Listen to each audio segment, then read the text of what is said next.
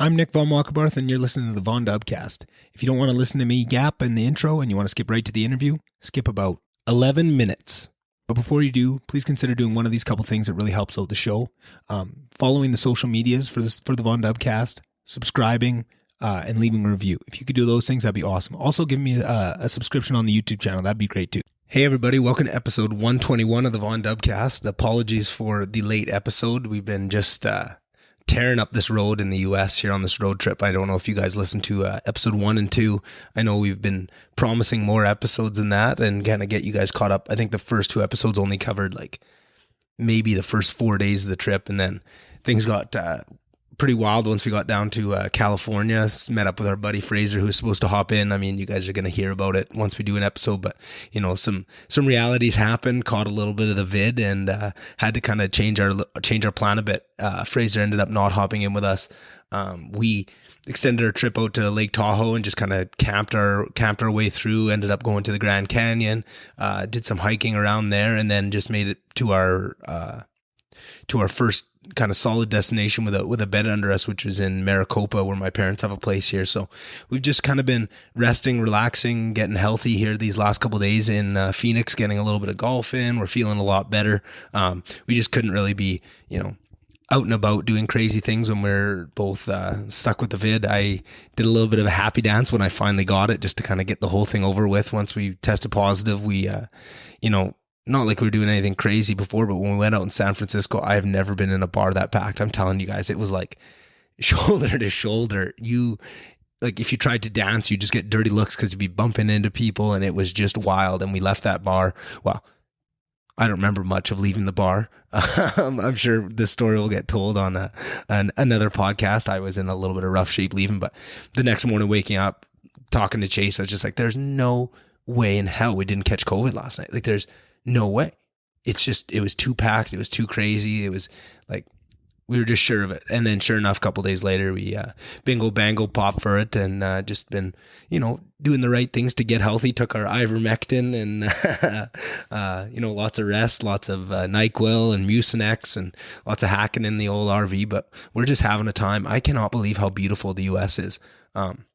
Canada is too, but just to get out on the road and to see these beautiful mountains and these rolling green hills and these beautiful ocean views. And then you get kind of into the desert, and you get into, Nevada and Arizona, and just some of the things you see. It's just no boring time on the whole trip. Like, just even if you're not actively preoccupied with something, just the views that you're seeing and the cool, weird shit, like just the little towns you stop in, and almost running out of gas. And oh man, we have got some stories for you guys. I'm really excited to hop on and do another road trip edition and kind of get you guys caught up on everything we've experienced. But I figured I'd just give you a little piece of the action here. So yeah, we're going to be in Maricopa. I think today's our last day, and then we're going to hop on the road, do that big pull to Texas, and go see those fights. And I cannot wait. UFC 271 in Houston. It is stacked beyond belief, and I am going to be there from the first fight to the last fight. You will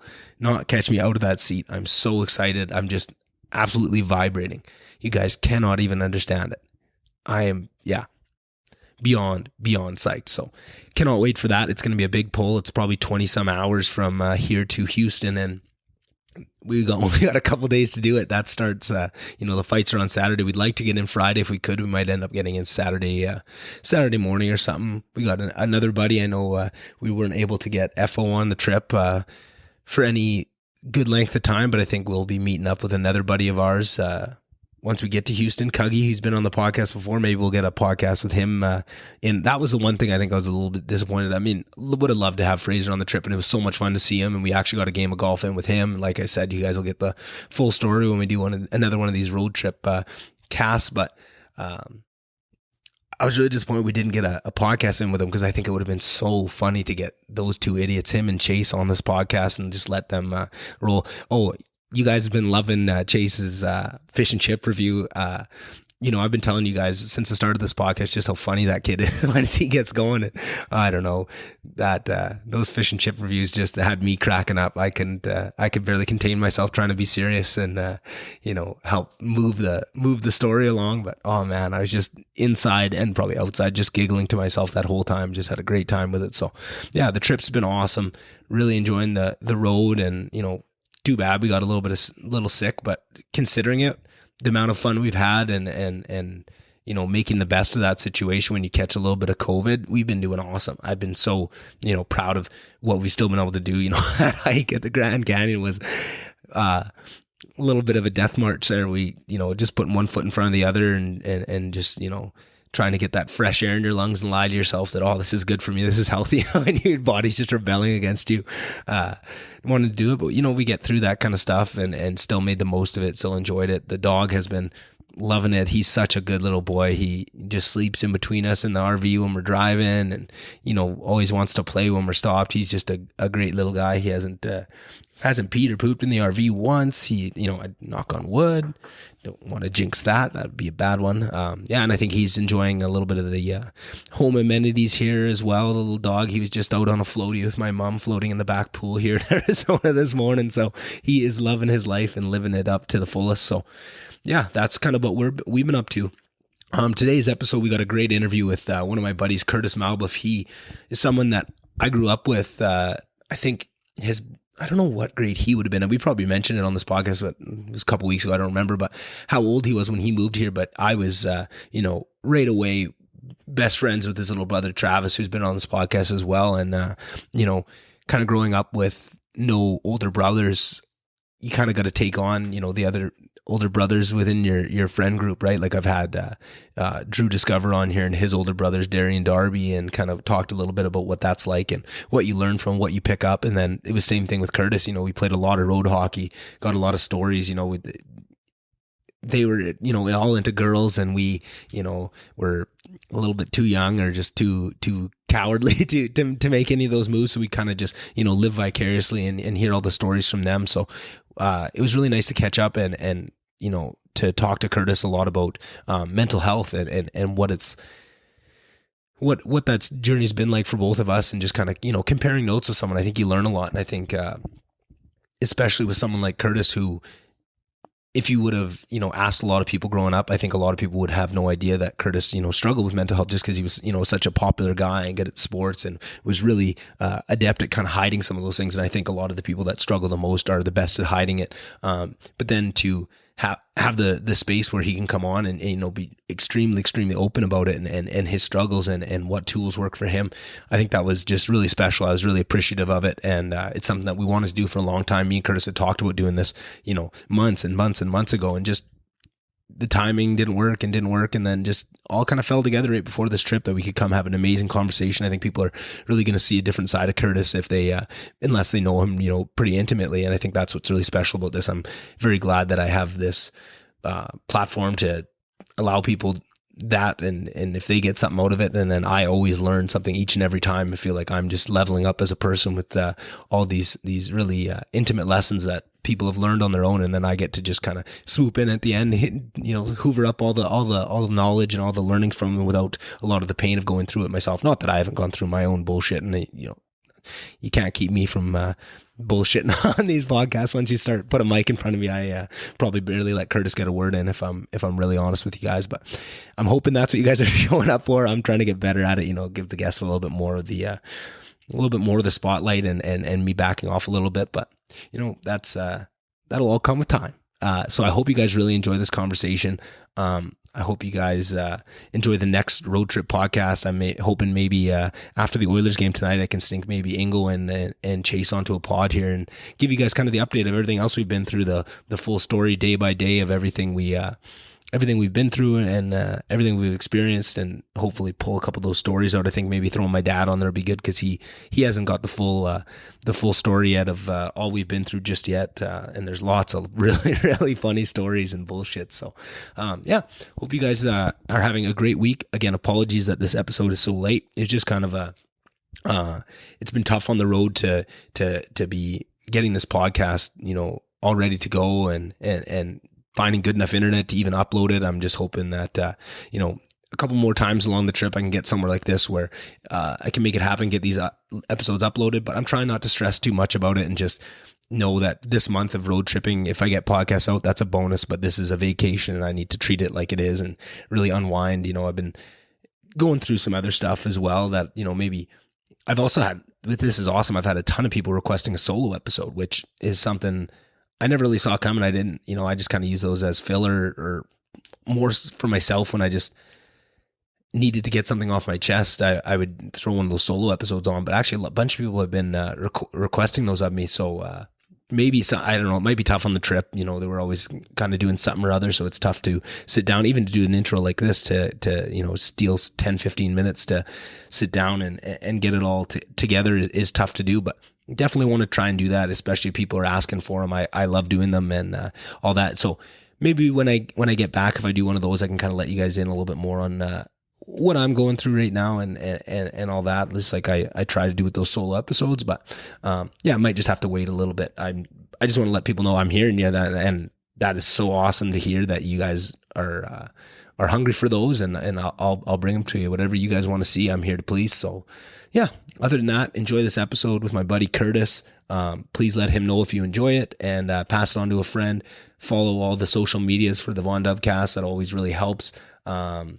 Like, subscribe, all those things. The social media stuff you guys probably know better than I do at this point, and I say it every intro, so I should be getting better at it. But either way, hope you guys enjoy, and I will see you guys on the next one. Bye.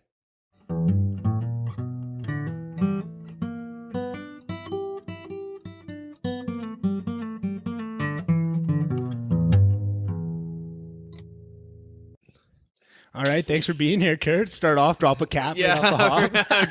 good start. Yeah, exactly. Yeah. Kind of one of the things I'm most curious, I'm sure we'll get into all sorts of stuff today, but you were one of the guys that kind of was an inspiration for me to start a podcast when you and Berkey started that one. It was kind of gave me a kick in the ass. Because I've wanted to do one for years, but when I saw you guys jump into it, I was like, fuck, if these guys are doing it, I got to start one too. Yeah. And it kind of gave me that kick in the ass. And I was just curious kind of how that all came together. What made you want to start it? Who are the kind of inspirations for you that first got you into it? Yeah, fair enough. And I mean, you're doing awesome too. So it's Thanks, nice brother. to see that you keep rolling with it and everything.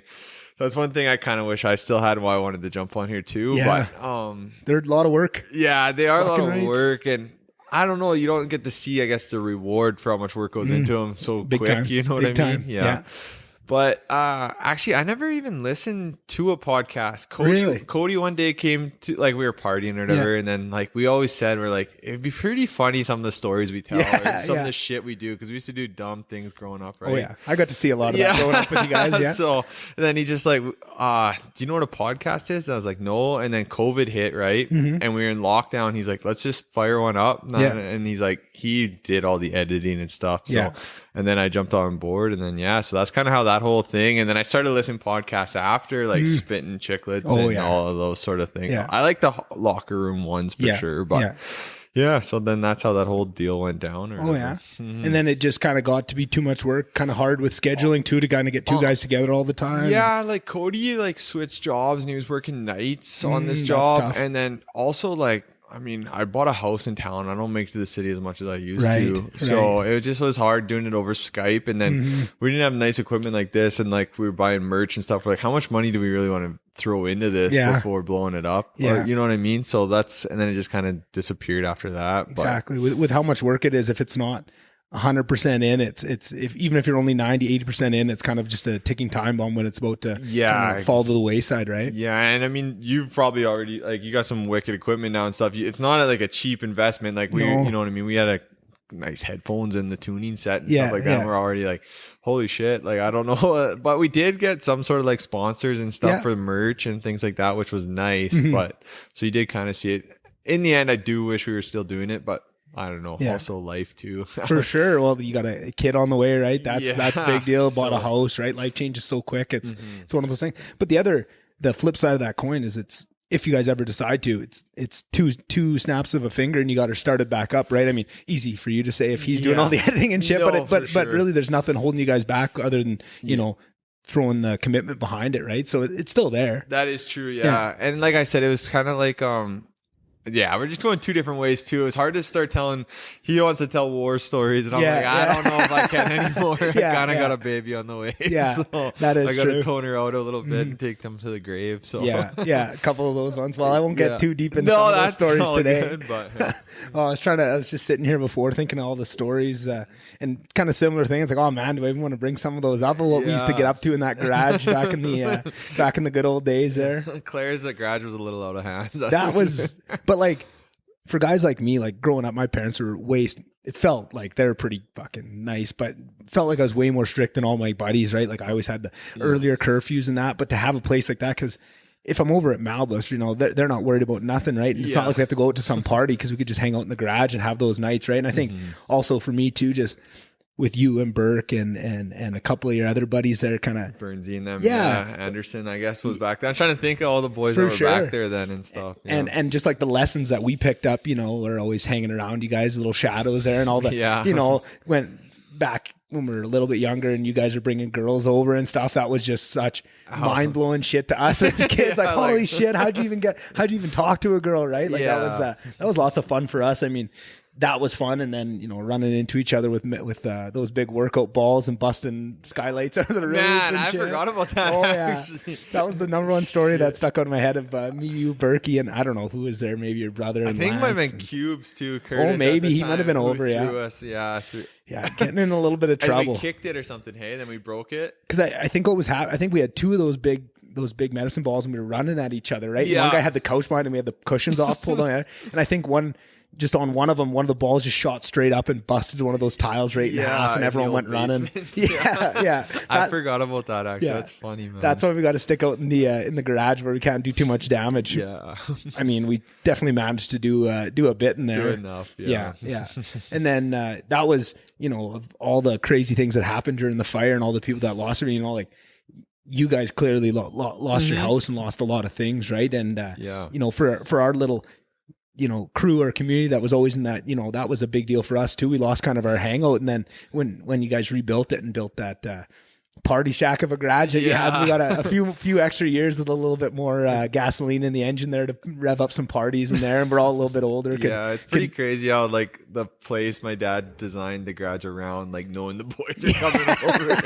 That was awesome. Yeah, poor mom, but she loved it too. Yeah, it was, and that was the thing. It was you know, for all the headache that it probably was having a bunch of crazy kids running around causing ruckus in there, we had so much fun, right? Like I remember every time Clarence would come out maybe to tell us to tone it down, and it was just which one of us is going to grab him and put a beer in his hand and convince him to stay out there with us.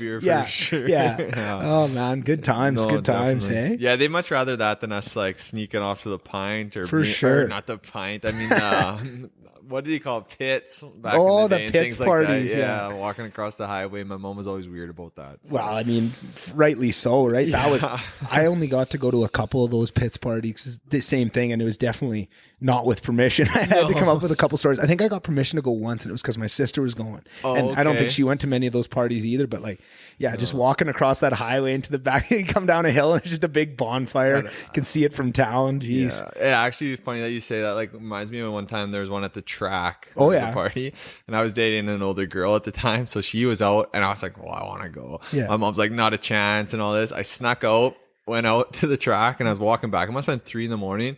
Didn't know my sister was going to the same party, so my mom was going down the highway to pick up my sister. And saw you walking back? Seen me walking, man. Did like a 180 at the Honda shop. I don't know if the Honda shop was there then.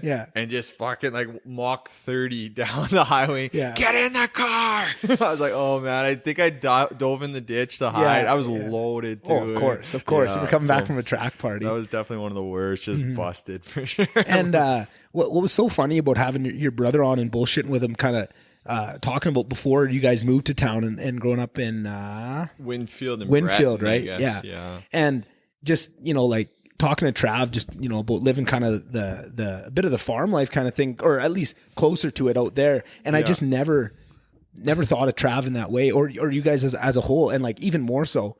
You coming in, you almost felt like a city kid, right? Like coming in, you had you know, a lot more knowledge with girls and like fashion, and like us the kids are just kind of looking up to you. I mean, I think everyone in our grade, like me and Travis, all just wore like the same clothes that you guys do. Like we're all going to like French Connection and JL and stuff. Oh, I forgot about like, FCUK. Yeah. Yeah, but that only came in when you kind of came to town. And I think you kind of were a big trendsetter with that. But like, where did that come from? Because now looking back on it, I don't even know where you would have picked that up. Like, where were you getting that stuff? I don't know. Honestly, that was like one of the biggest things about moving here. Like on the farm, definitely. Like, I know it's so weird to say, but like definitely people be like, whoa, man, like why are you wearing a white G-Star coat or something like that? I'm just like, I don't know. I've always liked clothes. Yeah. I've always liked fashion. I still have like my closet's disgusting for a guy. Like I shouldn't have that much stuff. You and the old lady are just in competition there? Or what? Yeah, I don't know. I mean, we do have a lot of clothes for sure, but it's just been something I've always been interested in. And I don't know. I like it. And I like things that are out there too, you know what I mean? So you always had that style, right? Like I'm not even, chucking chirps. I think back in the day we used to, but I think that was also kind of us covering up our embarrassment because we didn't know what the fuck to wear. Right? We just kind of copy you guys. that was always the hardest thing, you know what I mean? Because like you grow up in a town with like, I don't know how many people are here, but there's 100 kids in your grade, and like 89 of the kids are into the same things because they've grown up with the same things. So then you're like that 1 or 10%. You're like, man, like, but then you get ridiculed, like. Back in the day, right? It was chirps or whatever, the words that you can't say today. But you just got to eat it, I guess, and just know what you like. Yeah, but. and that was very apparent that you knew what you liked and you didn't back off because like you definitely kept at it too. And that's Admiral. It's so easy just to crumble to that cave and just kind of pick up what everyone else is doing and not just to kind of carry it on too. And I bet you that taught you a lot of lessons too that you can take forward to this day. I bet, right? For sure. You might not even think of it that way, but it's always there. Yeah, when you say it like that, for sure. Yeah, but I always just found it funny. People would chirp, but then they'd text me 2 weeks later and say, "Where'd you get that shirt?" Exactly. Man? Exactly. What I mean? Yeah. So,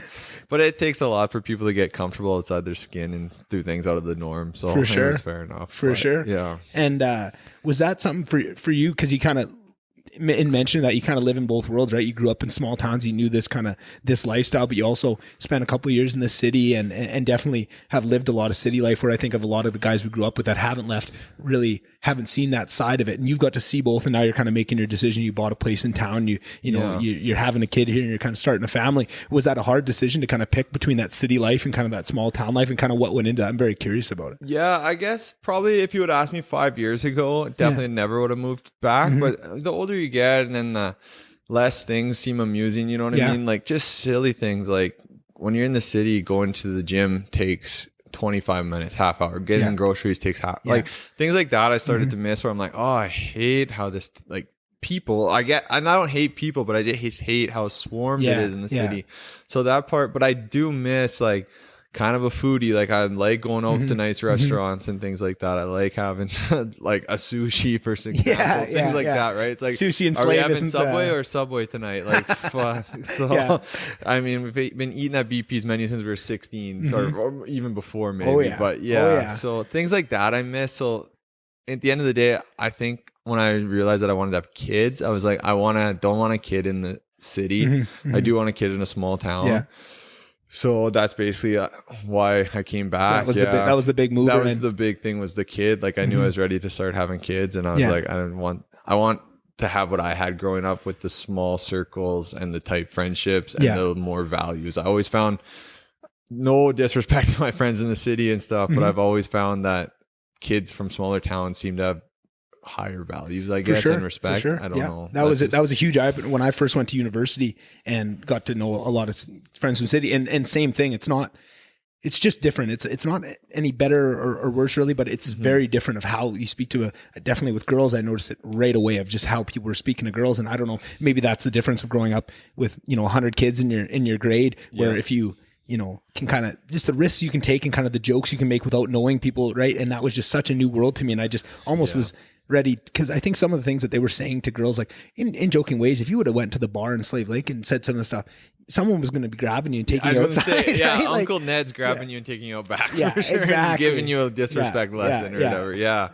And that, but I think in recognizing that, I think that's that part of growing up and getting a little bit older is you start to recognize those things and ask, well, what do I want from my kids, right? Which is such a huge mindset shift to try and start thinking of, right? To think of someone outside of yourself. And I mean, your brother just had his first kid. You know, you've been around. Your sister had kids. She had kids pretty young. Yeah, so you've been always around that, and that's kind of what's different for me. I'm just kind of getting into that with my cousins. They're starting to have kids and Trav and stuff, and I'm just starting to be around kids now, and getting that fever. Whereas you kind of been all around it your whole life, pretty much. You've been from babies all the way on up. So do you think that makes you a little bit less Oh, Jesus, had a half stroke. No, good, yeah. Do you think that makes you a little bit less nervous about jumping off that or what? Yeah, to be honest, not to be like that guy, but I haven't got any nervousness since the baby came. Like, I feel like I've been ready for 2 years. Yeah. But in saying that, knowing that my sister and seeing her grow up in our house still with 2 kids, I knew my 20s, I was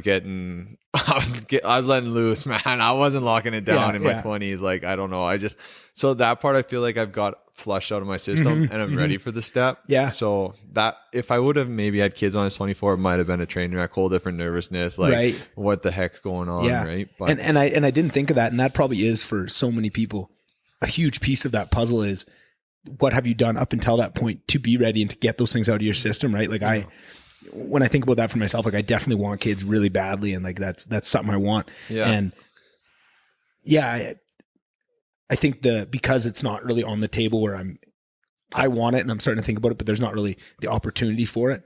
I'm not in that mode, but I'm sure as soon as that switch flips, that's the first thing that's going to be going through my head. Yeah. What else do I still want to do? Right. Yeah. What trips do I want to take? And that type of thing. And, I know you like to travel too, right? That's something that's been something that you luckily got to take on. Bit, right. Yeah. And that's what's so tough for people that are in kind of similar age to us, where you want to be getting all those life experiences in before you take that big step and maybe have a couple years where it's a little bit more difficult. With COVID, you can't really do that, right? You want to go knock a bunch of countries off your bucket list and you're kind of locked right down, right? Oh, 100%. It's definitely like this COVID.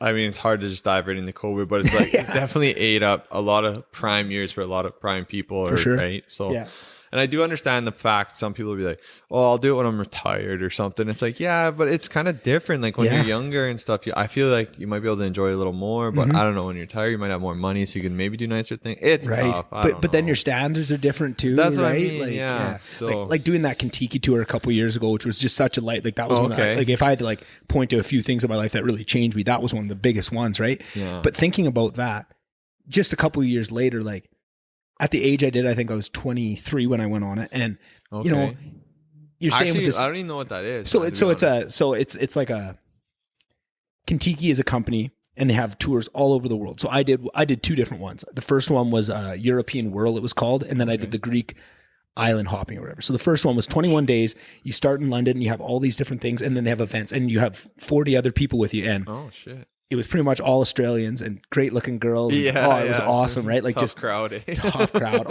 And you just go and you have this group. I was by myself. Some people go in pairs and stuff or bring a group of friends on it, but they kind of take you around wherever you've picked, and you'll go to London. They'll take you to a few places, and there's optional ones and then like mandatory ones that are paid with the trip, and then you can pay for extras too.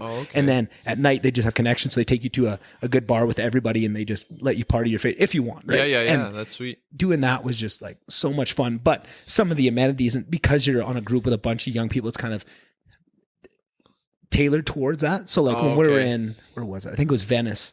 We were it wasn't a hotel, right? You're staying in kind of these little shacks and there's no AC and it was a heat wave, right? And I'm like, oh. And at 23 years old, you just drink a couple extra beers before you go back to go back and you don't give a shit either way, right? But I think if I would have done that, even at the age I am now, like 28, I don't know if I'd be as well. I'm sure I would and jump into it, but it'd be a little bit different, right? And then you multiply that out. It was when I'm 40, I probably wouldn't be doing the same. No. I think they kind of have an age gap. I think you can only go on the tour till you're 30. Yeah, for sure. Right? Like that changes a lot of how you travel too. And it's not to say one's better or the other, but if there's certain experiences you want to get, sometimes you can't have those experiences at an older age, right? And there's experiences that you won't be able to have at a younger age but that way you can always do that when you're older, the really nice traveling type of thing that I want to do, like how my parents travel, I definitely want to do that too, but in 20, 40 years from now, right? And to know that that's still out there, it's nice to, and I think that's important. I feel like that would have been good because at the age we're thinking back on this stuff and seeing it seems pretty clear, but if you would have if we would have done this podcast 5-6 years ago, we wouldn't have a clue about all this stuff No, and be looking at it through that lens, right? Yeah, for sure. And I think that's important because that's what they should be teaching in school about this stuff and like life and life. things like yeah, that. Yeah, so many of those sure. things. And I mean, I'm a broken record on this podcast talking about that, of what they should and shouldn't teach in school. But like, enough. it's just another one of those things, that are really helping you plan out your life and going to make you a more effective person in going after what you want, right? Because people get so much stress over, what am I doing? Should I be chasing, a family right now? Should I be doing this? And kind of just laying it out of, you know what, you're going to have lots of time to do this all. If you try and plan for it, God's going to fucking laugh in your face, right? Exactly. But here's the general plan. Just as long as you're enjoying yourself and like you're kind of knocking things off the list, you're still moving forward. It's still forward progress, right? And just not to get so caught up in the hamster wheel of it. Exactly. Yeah. Like everybody, I mean, that was another thing, I guess, about moving to and living. I've honestly never even lived in Edmonton. I just been there that much, you know what I mean? But I've always lived around it. But just seeing the outside world of a small town vibe where it's like, holy smokes, you need to have a camper, you need to have kids and all this. And it's like, I kind of feel like a failure if I don't. Like, I kind of caught that when you're 20. But then when you're like, go out with people that do like go to Mexico or like traveling and stuff like that, it's like 30 is not that old, man. Yeah. It's really not that old. Yeah. And then you're like, okay, so then you chill a bit, right? But so that part, I guess I feel like I was lucky that way, where I didn't feel so much stress as everybody else did, you know what I mean? Or I think a lot of people do, and then they kind of panic rush into it. For sure. And it's good to kind of know yourself a little bit too, because I think we both could probably name 15 different people that got really caught up in that pressure of, I need to have the camper, I need to have the family, I need to have all these things at a certain age. And they kind of rush into it, and then they're really locked in, and it really lowers the opportunities in front of them for where they can go from there, right? And it's not a bad thing. Sometimes that's exactly what they need. They seem happy. And, I mean, it works for them. Not everybody's the same and stuff, but it also is just like, I don't know, like, how do you know you love yourself without being with yourself by yourself? You know what I mean? Or what yourself needs. You get pretty reliant on how other people make you feel, not how you make you feel yourself. For sure. And that was a huge lesson for me, moving out to Grand Prairie, where I don't know nobody and you're by yourself, right? And I thought, I'm having lots of time by myself, but I wasn't. I was 24/7. I had a podcast going or something, or a YouTube video, and I was never by myself, right? And I kind of felt that kind of degrade. And it was that when I found meditation, not that that's my only solitude time, but it showed me the value of, because I felt like I was wasting time if I was just sitting by myself. Not only is that kind of difficult for people, and myself included, sometimes it's difficult to sit with yourself. Sometimes shit bubbles up, you don't want to. It's a lot easier to have something with distraction. That is true. Yeah, for sure. And I think I never really realized that there was value in being by yourself and asking and sitting and letting those things bubble up until I started meditating. And then I was like, oh, well, that kind of, not only is this meditation a great tool, but I think just in general, just not being distracted all the time. You need to leave a little bit of time for that, right? And you're going to learn a lot of shit, right? Yeah, that was definitely an eye opener that I definitely didn't realize I was missing out on until it's kind of thrown right in your face, right? That makes sense, though. Yeah. And I mean, it's tough. I mean, you don't know the magic for everybody, but everyone's different too, right? So, and everyone needs a different mix of that self time and other people too, right? It's definitely hard now too. Like, not to like, I'm 30, but it's like we didn't have the cell phone 16 different apps. You might have had MSN, Nexopia. You were signed on when mom wasn't on the phone, right? Like, until you got a fax coming through the house, you were on there. But it was usually like you'd sign on, and then it's like, meet at park. Okay, go to the park, and then we weren't texting again when we left and stuff. So I think now it's even more harder for people to disconnect and be by themselves. Right? For sure, And you were that, I think, 3 years older than me. So like we got, when like you had kind of the MSN Nexopia, we got that in grade like 4, 5, 6. So we were getting that early, right? And you're into it, and then cell phones around like grade 7, 8. That's when that started, which is maybe not as early as it's happening today. I'm sure there's the kids that have cell phones that, there's definitely young kids that have phones now. I'm like, I think my niece might even have a phone, and I'm like, this is crazy to me, because I think I was in grade 10 or maybe 9 when I got a phone. But it was like, if you ran out of minutes, you had to go get minutes. Right? You can only send so many texts. If you're trying to break up with your girlfriend and you run out of minutes or something, like, oh man. I never had that issue. For a couple different reasons. But, that's hilarious. So you just need the old phones where you could click them shut. But and it's so funny how like everyone has so much to say, and there's so much to be said on the topic of social media and what it does to people and stuff, and what we have, and the kids, what they're getting today. But thinking back on it, the type of shit that came up just with Nexopia and MSN, the type of drama and the type of things that came just from that was already pretty spicy. Like I remember people's like, again, with 15 years of life experience from now, it's not, but at that time, like life ended for people over Nexopia, right? Like someone would make a burner page of some girl that like wasn't them just to make fun of them or whatever, right? To make like a fake, like, and that was devastating to people. And it was like to think of the devastation caused on such primitive old shit. And now you've got, 16 different apps, like you say. It's like, oh man, like we probably should have seen the warning signs at that time, but it's so fun and there's so much new, right? It's hard to slow down at that point. At one point your parents would be like, okay, put your phones down, but now I guarantee you're looking at your parents in the living room and they got their phones going too, you know what I mean? So for sure too. And it's just crazy how it's taken over, but yeah, what do you do, I guess? and now it's kind of fracturing out where, like our parents, like you say, are on their phones and they're on Facebook, right? And that's kind of that's their thing. And then like probably our age, I'm more of an Instagram guy, right? Like I used to, Twitter's one of those ones where you might dip your toe in for a while, but it's like I'm a creature on Twitter. I go off on Twitter. Yeah, that's my app for sure. Oh, that's yours. Yeah. Yeah. But maybe that's because you're that 3 years older than me. Maybe that's the one that hooks you. Then like mine, it's kind of more my friends are on Instagram, and then everyone younger than me seems to be on TikTok, right? And it kind of bifurcates each age group into their own kind of little spheres where they operate, right? And you don't really know what's going on in the other ones. Yeah, that makes sense for sure. Yeah. I think I like the Twitter just because I can like ruffle feathers. It's a little bit. You know what I mean? If you like ruffling feathers, that's the place to go for I don't sure. mind a heated debate or whatever and stuff. The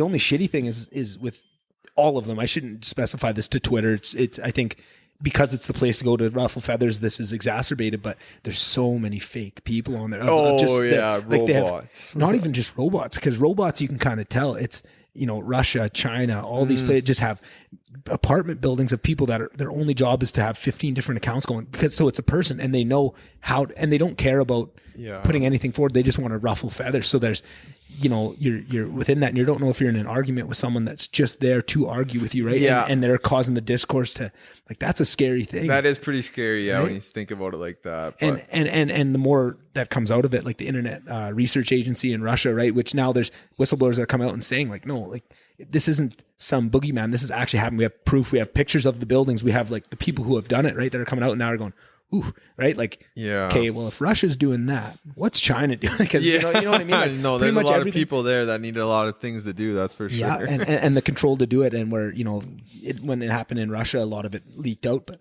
it's a lot different what leaks out of Russia than what leaks out of China. True, right? And that always worries the shit out of me too, right? And you never know. You're never going to get around that. That's the internet. That's that's a part of being internet literate or whatever, is to try and recognize that. But I still, even with that starting to become more general knowledge, I still feel like people don't really realize how prevalent it is, right? Yeah, no, that like they can watch like Social Dilemma on Netflix or whatever and stuff, and then they still don't believe it. They're like, no.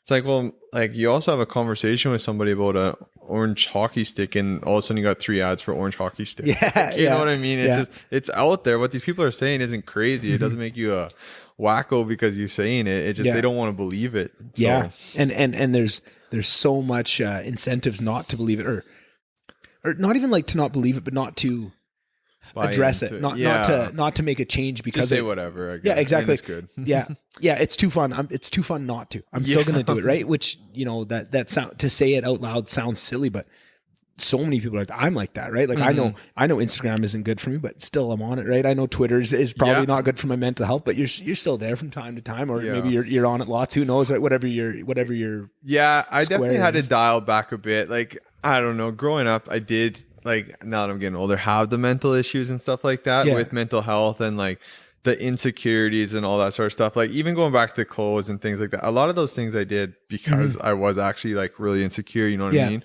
So that was my way of masking it almost. Yeah, for sure. So when you get on social media and Joe Blow starts ripping on you, and then you're like, it does affect you. You try not to, but you're like, think about it all day. So a guy does need to dial it back or just kind of learn like if not to eat it as much, I guess. Yeah, so and I could see that. And it's so hard not to affect it all day. Like this very rarely happens to me. I don't really get into it with people online, but the couple times I can remember, like it's got to be for 4 or 5 years ago. It was when I first moved to GP, right? Because I don't really interact too much on social media, but someone just made a burner, or I don't know if they made a burner, they just had a burner account, and I just posted a video. I used to post videos of me singing and playing guitar, and they just sent me this message just saying like, oh, you shouldn't try so hard, like just ignore, like it just going in at me about, I'm like, just carving you for no reason, and I recognize that like, oh, this could be, you know, bad for me, but who is this person? They're anonymous, right? So I just kept writing back like nice things of like, oh, I like that. Hey, I'm sorry, man. Like that probably sucks that you're that in that bad of a place where you need to rip on me. Like I hope you feel better. Like you're probably going through some shit, and just try to kill me. And they fucking just lost their mind at it, right? So then it got going back and forth, and I was trying to be what I thought was not affecting me, right? Because I'm not playing into it. I'm not getting mad. I'm more laughing, right? I think I was pretty baked at the time. And I'm just laughing. I'm having a really good time with it. Or I thought I was having a really good time with it. But then it stuck with me for days. Oh, okay. Right. And I was so sure that it wasn't affecting me, but it does. Right. And like, even though I was actively, you know, like putting myself forth as if it wasn't, it definitely bugged me. And that was a real wake up call of like, oh, it doesn't matter. This is a powerful thing. It doesn't matter what you think it is. It's either you're in or you're out. You have to disconnect from it and just don't let that enter your life, or it's going to stick with you, right? You think you're Superman and, you know, nothing sticks to me. I'm too tough for this, but no, shit, that stuff really stings, right? Stings, like for sure. Even though it was so silly, and I know that intellectually, you know, this is ridiculous what I'm doing right now, but for whatever reason, your body doesn't recognize that, right? Or, it could just be a subtle little chirp, like you said, or this guy carved you, which is ridiculous. But like, I guarantee if it didn't bother you, you wouldn't think twice about reposting it, but or something similar. Yeah. But if you did, it's like, okay, maybe it did bother me a bit. You know what I mean? So for sure. Yeah. Yeah. And that's, do you think that's something that you notice, like as, like you talked about kind of mental health stuff more as being younger, like as you age, do you start to recognize it? Because that's definitely for me. I think for a long time, I thought that I was the reverse, where I was having more mental health issues as I was getting older, but I think I started to recognize them more. And I think that as I looked back on it, I think they were there for sure. And I just wasn't really recognizing them. And then but because of that, I was able to start to look at things, like, oh, if I'm on social media a lot, that affects my mental health. Oh, if I don't work out for a day, that affects it, right? Yeah. Meditation, if I get really good on it and I'm doing it every day, that really helps me stay kind of grounded. Which is a positive, because now I can start recognizing it and start to work around it. Whereas before, I just didn't even recognize it as mental health. So I wasn't knowing what was good for it, what was bad for it. I just kind of, I feel shitty today, or I feel better today. And I had no correlation to anything, and I didn't tie it to that.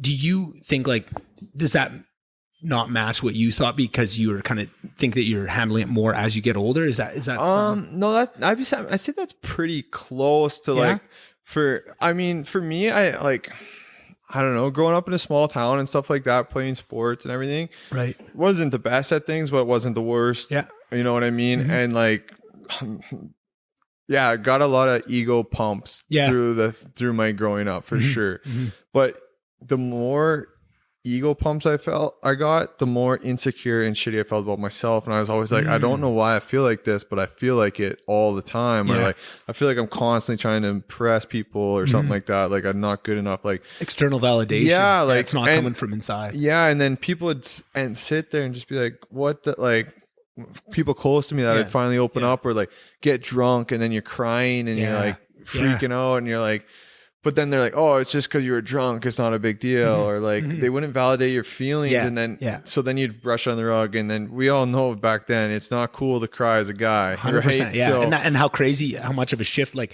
and it still has a long way to go, but how just the last couple of years, how much that has changed. I love it. Yeah.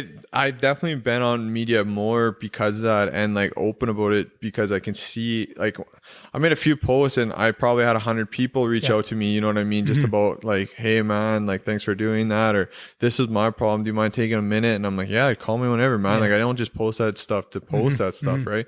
Yeah. But so I think that was the biggest thing, was like turning the page on like, okay, like there's a reason you feel like this, or, you know what I mean? Yeah. It is true and stuff like that. Like, it's not your fault either. I guess that's at the end of the day, it's like, you didn't have something happen to make you sad or make you so anxious you're sweating for no reason. Like, you know what I mean? Like, those are just things that happen to people, and a lot of people deal with it, and then a lot of people need to learn tools to deal with it. Like for me, had some things happen in my life like that were horrible, right? Like I was partying, I was a train wreck basically, and then finally came out and it was like severe anxiety and like you should maybe take a pill every day and stuff and it helped.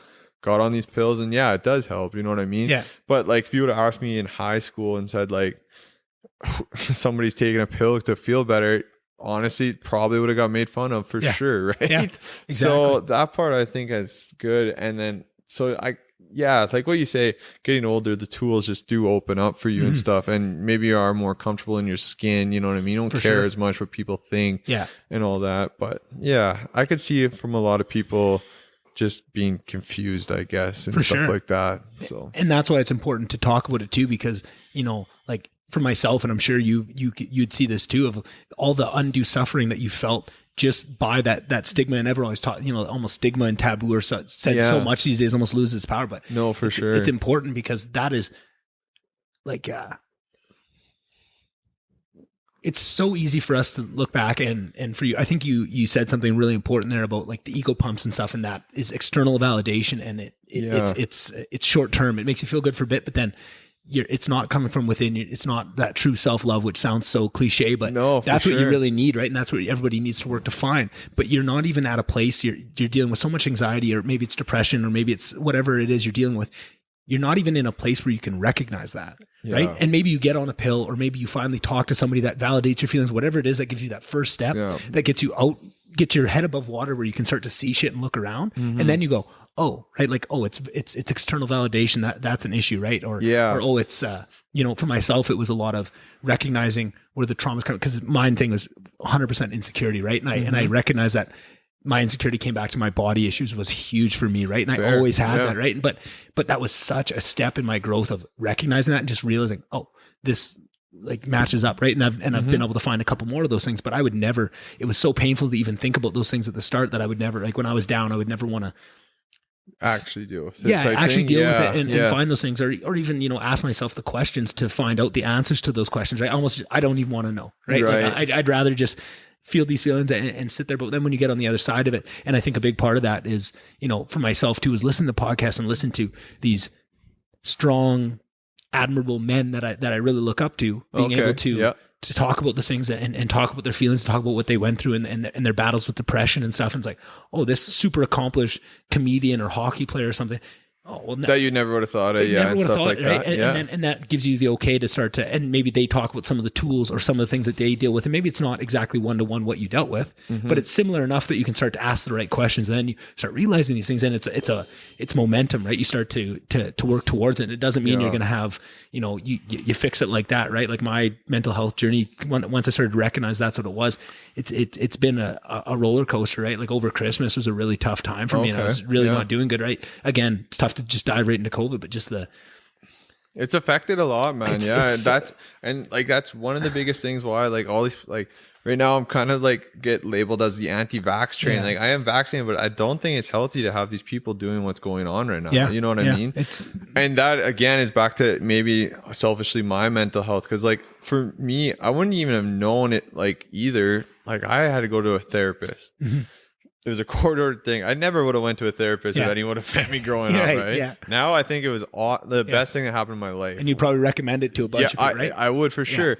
Like, you hear all your friends and family around you and tell you, like, it's okay, or it's all right, or no, look how good you got it, or that. You're like, you're not really understanding what I'm saying. And then you go somewhere where it's a complete stranger who has no hole in the ground from where you are, and she's like, no, this is what's going on. And then she's like, stop making excuses for why you're this or something like that. I don't know word for word, but you know what I mean? So I would 100% recommend like a therapist or someone outside your close circle to talk to about how you really feel. For sure. And I think there's something really important just to touch on there too, is how easy it is to do and how awful it feels to be on the other side of it, of when you finally open up to someone. And this is completely natural, and I'm sure everyone listening to this will remember a time when they did this, and I've done this and it sucks, but that's why it's important to talk about it. Just when someone opens up to you and you want to tell them, oh no, like everything's good, like look at you have a great girlfriend, you're great at hockey, you got all this stuff, and that is a completely natural thing to want to do, but it's so not helpful, and it feels so bad because it's so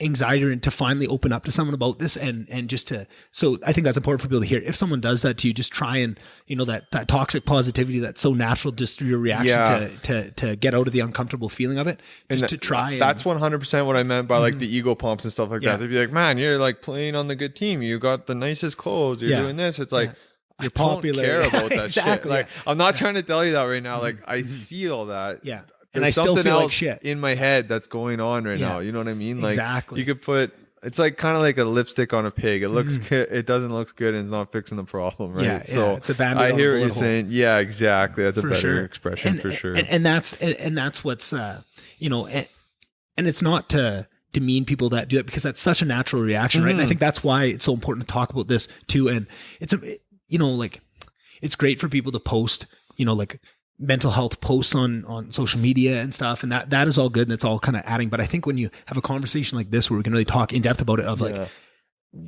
the reactions and like the stumbling blocks of trying to get help and stuff, like it's so good for people that are in that position. And then also people that are going to be, everybody listening to this right now knows at least 30 people close to them that are really struggling right now. You might not know it, but everybody does, right? And there's going to be a time in the next 6 months where somebody probably opens up to you. Maybe not, but like in the next 6 years, for sure someone will, right? Especially with the world going on the way it is right now, like it's not easy. I mean, some people rely on going out and seeing people, like they're like, oh, you can't give up partying. It's like some people's social interaction, that's what saves their week maybe, or whatever, their day. Like seeing that person, going to the hockey dressing room, for example, going to the gym. I mean, our gyms are open right now, but you know what I mean, like seeing those 4 people that you just see every day that say hi, but that's what you need, you know what I mean, the routine. So that's the biggest thing. I would love to see this. If you gotta wear a mask, whatever, I don't think it does anything, but you gotta wear a mask, right? And shit, you gotta get vaxxed. We did the vax. It's like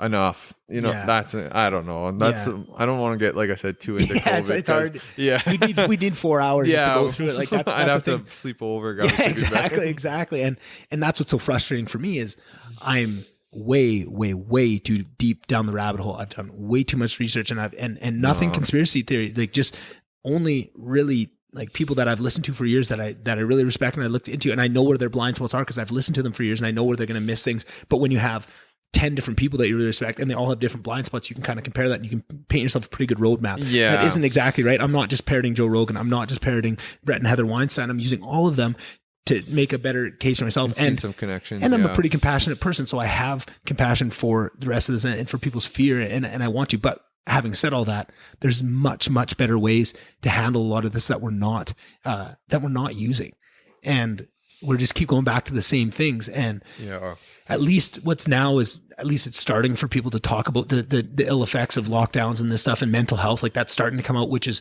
frustrating for me a little bit because that's what I was screaming from the rooftops at the start of the pandemic. This isn't the right thing to do. We're causing more suffering than we are, but there's just something innate in us that we don't want to ever admit wrong or admit fault. So we just kind of keep plowing down the same road. Locked down and then it did disappear and then you had a wave, you know what I mean? But it's like it stayed steady, numbers climbing and stuff. So that's when I think it gets frustrating. But exactly. And, look at they don't want you to, but look at the perfect case study in the States where, in Canada, you have slightly different policies, but like Alberta is the most redneck and we have same lockdowns, same mask mandates as everybody else. But when you look at the States and they can actually try different things, you see the results of it, right? You can you can compare a Florida to a California and you can see, absolutely zero mandates, be crazy versus that. And you look at, when you age adjust and you look at it, the data tells a much different story and that's unfortunate because you think it's hard to live in a world where you think, oh, if that's out there and I can go look at it, everyone can go look at it.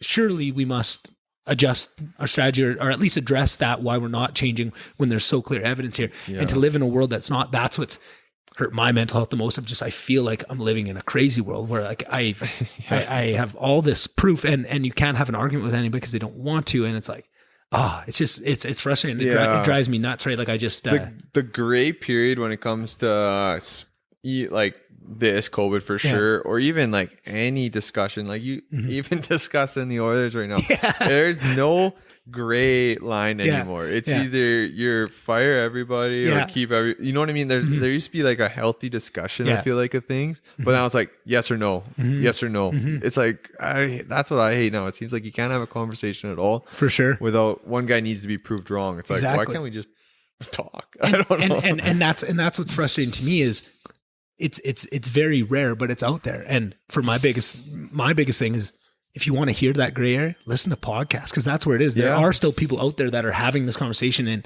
and being able to have enough time, because so much of it is just formatting. You know, what are you going to do? A 2-minute Instagram video where you really put your fully formed thoughts on COVID out? You can't do that in 2 minutes. You can't do it in 3 hours. I've tried. Right? Yeah, fair enough. It's tough, but it's out there, and over time you can kind of get that. But just because, it came up, we can take a little pit stop on the Oilers. What do you think's going on? What's your take on everything? Well, like, I'm obviously a diehard Leafs fan. I know you are. I know you are. Like, weirdo. Yeah. Must have been all the pucks to the head growing up. I don't know. But I think they need to shake it up for sure, but I don't know if shaking up the coach mid-season is the move. Like, don't panic and sell the first. I don't think, because I don't think they're making playoffs, to be honest. Yeah, my only thought is, my wish is, what? As much as I fully appreciate all the counter arguments to it, I think bring in Evander Kane and try something. You need to try something, right? You need some sort of spark, right? And I would rather see a trade. I don't know, man. After reading the court docs that his ex-wife said, really? I didn't read any of it. Oh man, it's pretty crazy. I mean, they're allegations, so I shouldn't say that, but I mean, it goes as far as like betting on games and shit. Betting on games, and then having a miscarriage and blaming her, taking off to Mexico, coming back, making her perform oral sex and saying you can't rape your wife. Wow. Holding a gun to her head. Holy shit. Yeah. Okay, like, never mind. Maybe that changes my court documents. The guy is, and then you go in, he owns every bookie in Vegas. He owns casinos, $3 million. He's filed bankruptcy, so he didn't have to pay the chick that he had an abortion with any money. He got a rape allegation in Buffalo. Okay, maybe that changes run out of mind Winnipeg. You know what I mean? So as far as where there's smoke, there's fire. A little bit. There's got to be something at this point with this guy.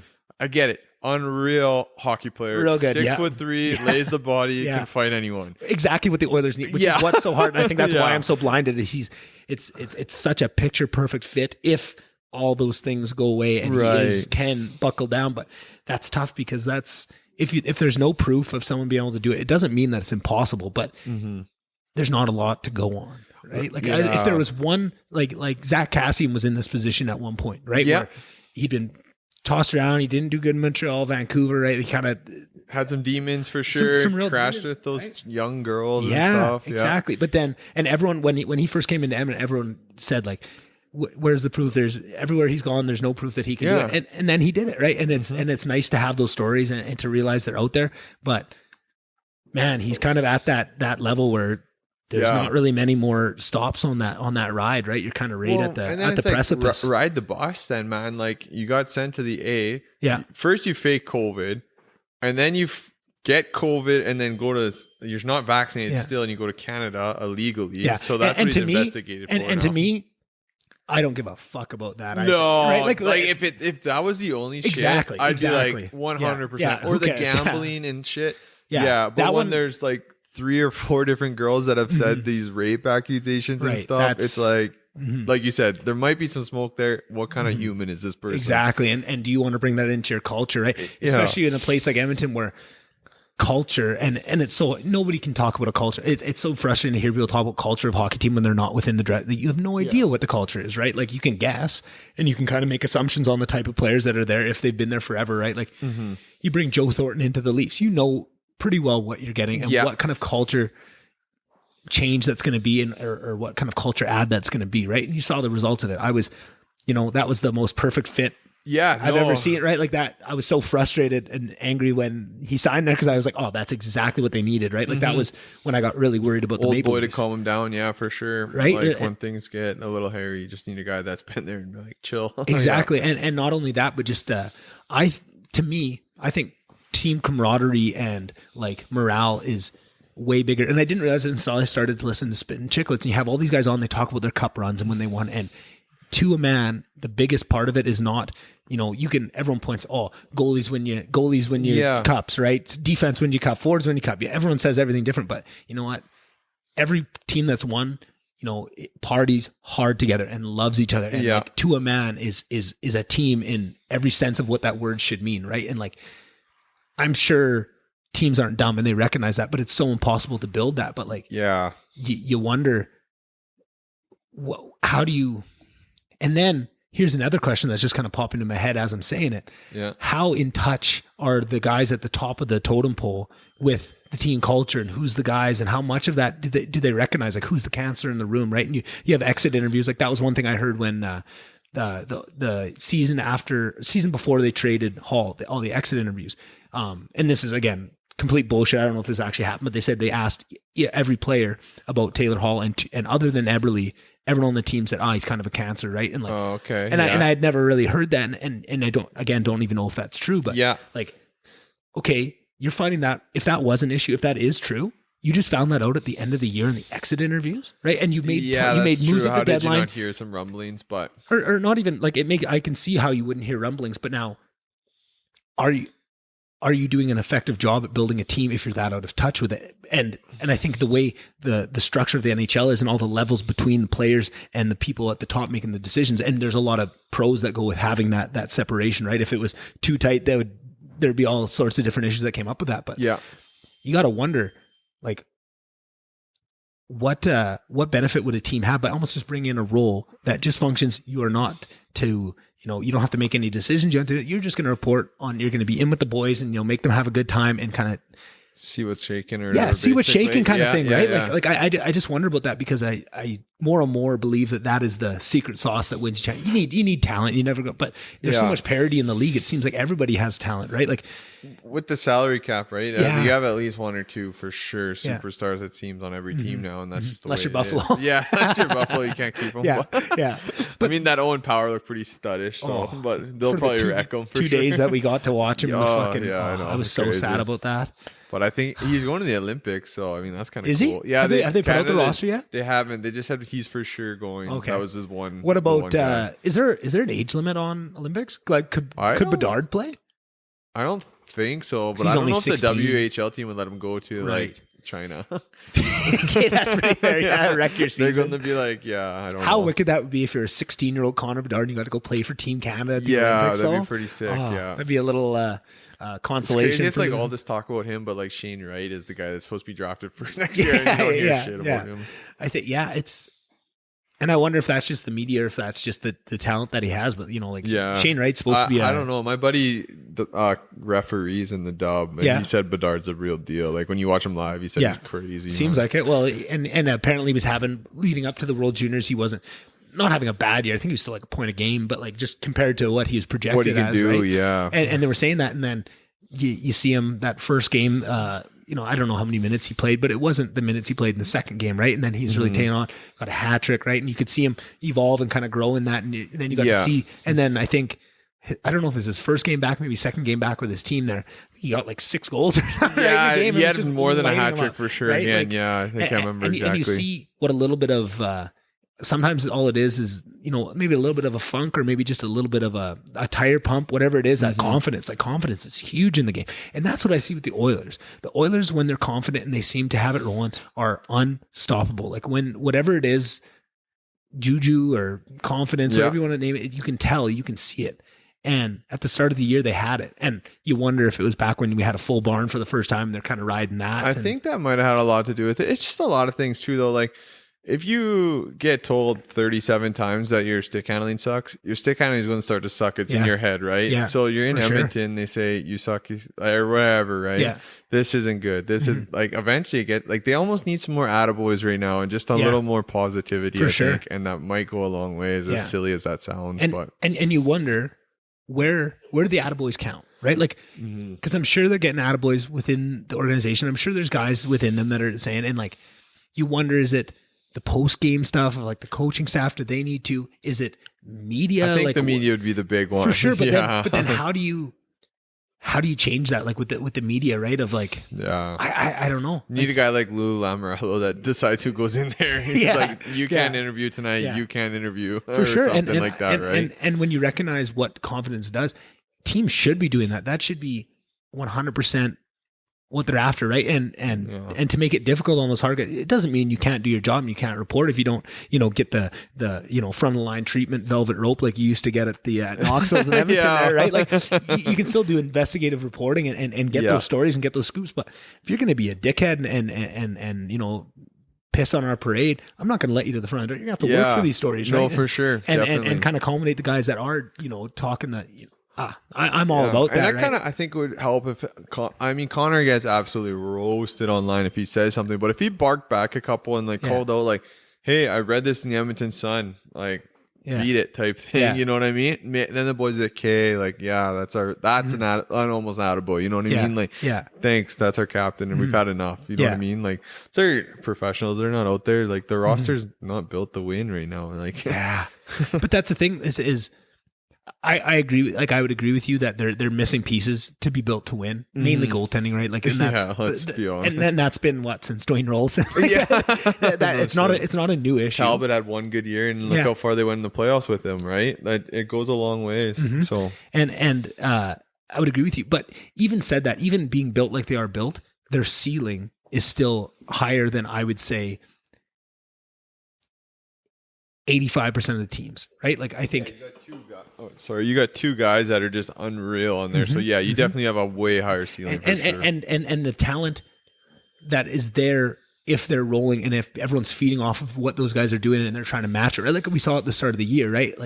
I think they do have a very high ceiling, but you can't depend on that. You need everything to go right just to make the playoffs then, right? And you need to be on the heater, you need to be at the right time. And if that cools down, right? If your power play cools off of 50% like it was clipping at you, that's a huge hit to the team, right? And another thing, and every team struggles with this, but the COVID protocol, they haven't had a full lineup for 3 months, right? You're always losing somebody. And that is that's gotta be tough too. And that's my biggest thing of just, we're using the same protocols for COVID 3 years later with treatments, with vaccines, with all this stuff close contacts. It's so super. Testing asymptomatic every single day. It's so stupid, and it's all theater. Same league, and I don't. It's crazy. And that's what's so tough to watch. And then you see teams down in the U.S. where. They got an advantage for sure. In Tampa, you can go out, golf, no mask, any bar, you're living life. Yeah. And then you're going to the rink, you're feeling good, whatever. Here. Think about even us as friends and everything. We're people are miserable right now. They're over it, right? So it's you're bringing that energy to the rink, and then it's minus 40 for 4 weeks in a row. Yeah, exactly. Just hitting the links in Tampa. You got some guy asking about shoveling, and you say you got a heated driveway and get chiseled for having a heated driveway. It's I'm oh shit, why wouldn't you? I plan to be here for a couple fucking years. I want to fucking live in this place. And did you watch that house tour he did on Architecture Digest? I thought that house was fucking wicked, but I'm a diehard, I would love if he built a fucking 10x10 ice shack onto there. I'd tell you it's the best thing ever. So I'm the wrong guy to ask, but I loved it, There's a little bar in that neighborhood where he lives or whatever. It's a private bar just for that cul-de-sac. Hoping to sneak in there one day. Hey, I'll be with you. I'll go in your suitcase. No, I did, and it was I sat down, and I think the drink was $55 or something like that. I was I'm in the wrong. That would keep me out. Yeah. Holy shit, $55 drinks. It was something crazy like that. Yeah. That was so that Kentucky tour I did, right? The first one was through Europe, and the second one was the Greek island hopping. Yeah. Okay. One of the first islands we got to. It was Mykonos, right? And you're at these crazy, crazy parties on the beach, and you're just this is about to be the greatest time. But you get to the bar, you order, a vodka soda. Yeah. That'll be €20, right? A $30 Canadian drink. Just and that was. Oh, that's a conversion. Yeah. See, but that's right. I'm pulling the number out of my ass. It's not. It's definitely a lot more. And but even if it was just $20 drink, that's still stiff for me, right? So then the next night we planned and luck of the draw, free drink a bit. Yeah, exactly.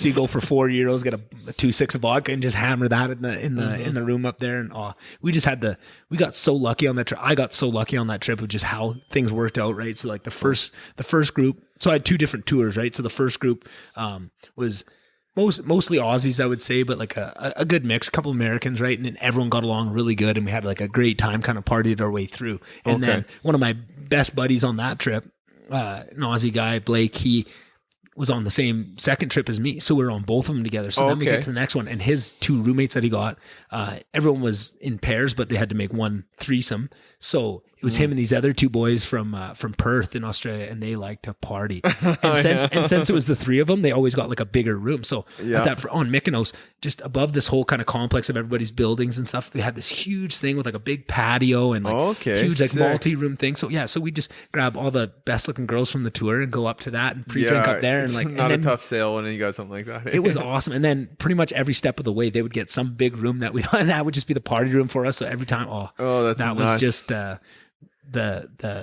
I said, that month was like the biggest month of my life. Like, just that's changing crazy. That's fun. Yeah. It was so much fun, man. Like, we could sit here and do fucking hours just on that trip. On that trip, that's crazy. We didn't like. I never even heard of things like that. Like mine was like obviously the spring break Mexico, which we did a couple times. Yeah, that looked. I heard some good stories from that. Who was always the crew when you went? Because you'd go with your brother, right? And actually, I've been lucky. I've always kind of been good buddies with my brother, so we were good that way. But Berkey, Gerard went a couple times. Briggsy was there. Oh yeah. So it was a solid crew. Always just a few hockey boys here and there. But what kind of shit like was it just like the resort that you guys went to? Is that kind of where the parties were? Yeah, just kind of meet people there. I'm trying to think what the heck that. Senior Frogs couple nights or what? Oh man, I actually ended up so drunk. I'm trying to think what the heck that resort's called, but it's like the MTV spring break filming resort, I guess. So that's really aging myself. But Grand Oasis, that's what it's called. So this is literally like you go there and it's fraternities for 2 months from the States or whatever. But we ended up in Senior Frogs one night. I was pretty young. Those guys must have been even younger.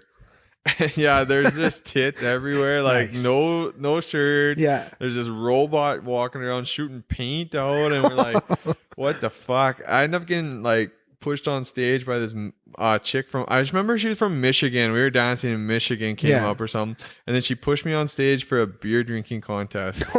I ended up losing this thing out of a funnel. You remember like those cups that you get in Vegas almost? I always think of Vegas. Those big long ones? With the long straws. So there was like one of those, and you had to like bend over and chug it as you're getting your ass smacked by this chick. Or like whichever chick was there and stuff. I ended up losing that one, and so then you had to go down and slide. I don't know if you ever been there. There's a slide through there. Buck naked, man. So I ended up. Is it lubed up, or do you get some? I don't know. I just ass cheeks stuck. I was like, what the fuck? So I ended up falling in that lagoon outside because that's where it falls. I'm like, this is like, looking back now, I'm like, I probably had COVID then. That's where it started. That was case zero. And then I came out or whatever, and I'm like, like looking around for this girl that I was dancing with, and I was like, where's my clothes at? She tossed them. She just said, see ya. And put him behind the DJ booth, but I didn't know, so I had to walk around Senior Frogs in like these skinny, tidy, whitey underwear that are soaked. I think they were yellow diesel ones at the time. So everything's showing, and I'm just getting judged by these moms and stuff. That's hilarious. So trips like that, definitely I'm glad I did, but some wild stories. Where else did you guys go? You guys are pretty heavy on the Mexico, right? Mexico, always really. I mean, I went to like California with my brother. And you guys have done some Vegas trips too, and we drove to Vegas through like California and then drove, which was pretty sick. So I've done that. And Toronto, I've lit up Toronto a few times. Right, you just went, hey? And you went to a Leafs game, a Marlies game, and something else. I did another Leafs game. Oh, nice! It got was two a nice in there. week, and they would lit it up too, didn't they? Yeah, it was fire. All three teams actually. Marlies might have blew a lead and lost, but I can't remember exactly. Who cares? We just had nothing to do. Last time I went to a Raptors game too, and actually I would suggest an NBA game to people. I don't watch NBA, but I went to it and it was pretty sick. They're playing music the whole time. There's lots of other stuff going on in the crowd. They know how to entertain. That's what I've told people. We went to, I'd probably maybe told this story on the podcast one time, but we were down in Phoenix and we're going to go to a hockey game, right? And and I heard there's a game on at like the Presidential Center, whatever was the name, right? And I had heard that, so I was like, oh yeah. And so we're sitting in the pool, us and our family friends are there, and they go, what's the name of the stadium? We'll buy tickets or we'll see where it is, right? And I just threw that name out that I had heard earlier, right? Because I heard there's a game on tonight. So we just, okay, we're just going to buy tickets at the door, and we're rolling up, and we're just seeing everyone. Not a lot of Coyotes jerseys, lots of Suns jerseys though, right? And it's kind of all in the complex there. So maybe we'll look it up. There's no fucking hockey game. There's basketball. So I fucked up, but we just all went in there. And at that time, I definitely didn't watch basketball. I watched a bit of it now, but not religious by any means. But yeah, exactly what you said. We had the best time. There's always entertainment going every time out. They're some gorillas doing slam dunks. There's crazy music going, cheerleaders. Like there's not a dull moment at an NBA game, right? And it's like, man, hockey could almost learn a few things from this. And I think they do. Like I had Corey Cross on the podcast a couple times, and he was down in I don't know if it was Tampa Bay or Florida. One of the Florida teams when they first started, he was got traded down there when they were just kind of coming up, and he got to see kind of that phase of the NHL team to try and bring people in and teach them the game and do all the extras, right? And it sounds like they had a pretty good time. And I think, I've heard good things about like Nashville and stuff, like how they kind of do their things. They have live performances and stuff in between periods and that. And, there's probably a bit to learn. It's tough with sports like hockey and baseball. Is pretty nuts too, right? I don't even know why I didn't go to that. That's the biggest example of it, right? I haven't watched the game personally live, but I know Trav and the boys went there and they said it was psycho. We had a couple guys that work with us that went down for that reason to go watch a game down there. They said it was unreal. That'd be a weekend, I think. Go watch the Raiders and then like whatever Oilers or Leafs in Vegas. Well, I'm a huge MMA like degenerate MMA guy. So, So like, I can probably talk about it with you because this podcast won't be out till I'm hopefully safely across the border, but doing that month-long road trip through the U.S. and we're actually going to haul ass over to Houston, catch UFC 271 in Houston there. So first time in like a packed crowd and going to, like I said, I'm a degenerate fan. So like, I'm just over the moon, already bought my tickets. Like, fuck, I'm just pumped. That's sick, And like my favorite fighter is the main event. So like, who's that? Like Israel Adesanya. Oh, okay. He's the 185 champ. And like, as I was, because I always loved UFC and I loved MMA, but like didn't have a lot of friends that were into it. And I kind of would, I never want to be so that even guy. like originally you were into it? I loved it. Really? So like when the pay-per-views used to go on, Cody Twin used to have them out at his place. He was pretty religious. Right. But that age group was a couple years older. So I would, be nervous to go, but I'd really want to watch the fight. So every once in a while, I didn't go out there a ton of times, but that would be the only way I see it because my mom hates it. Despises it. Can't even like physically look at the screen when it's on, right? And my dad was never crazy, but now that I'm such a fan, he's kind of getting in on the storylines, and just from me being around, he's getting more into it. Is that who's going with you then? No, actually, my best buddy Chase from he actually grew up in Westlock.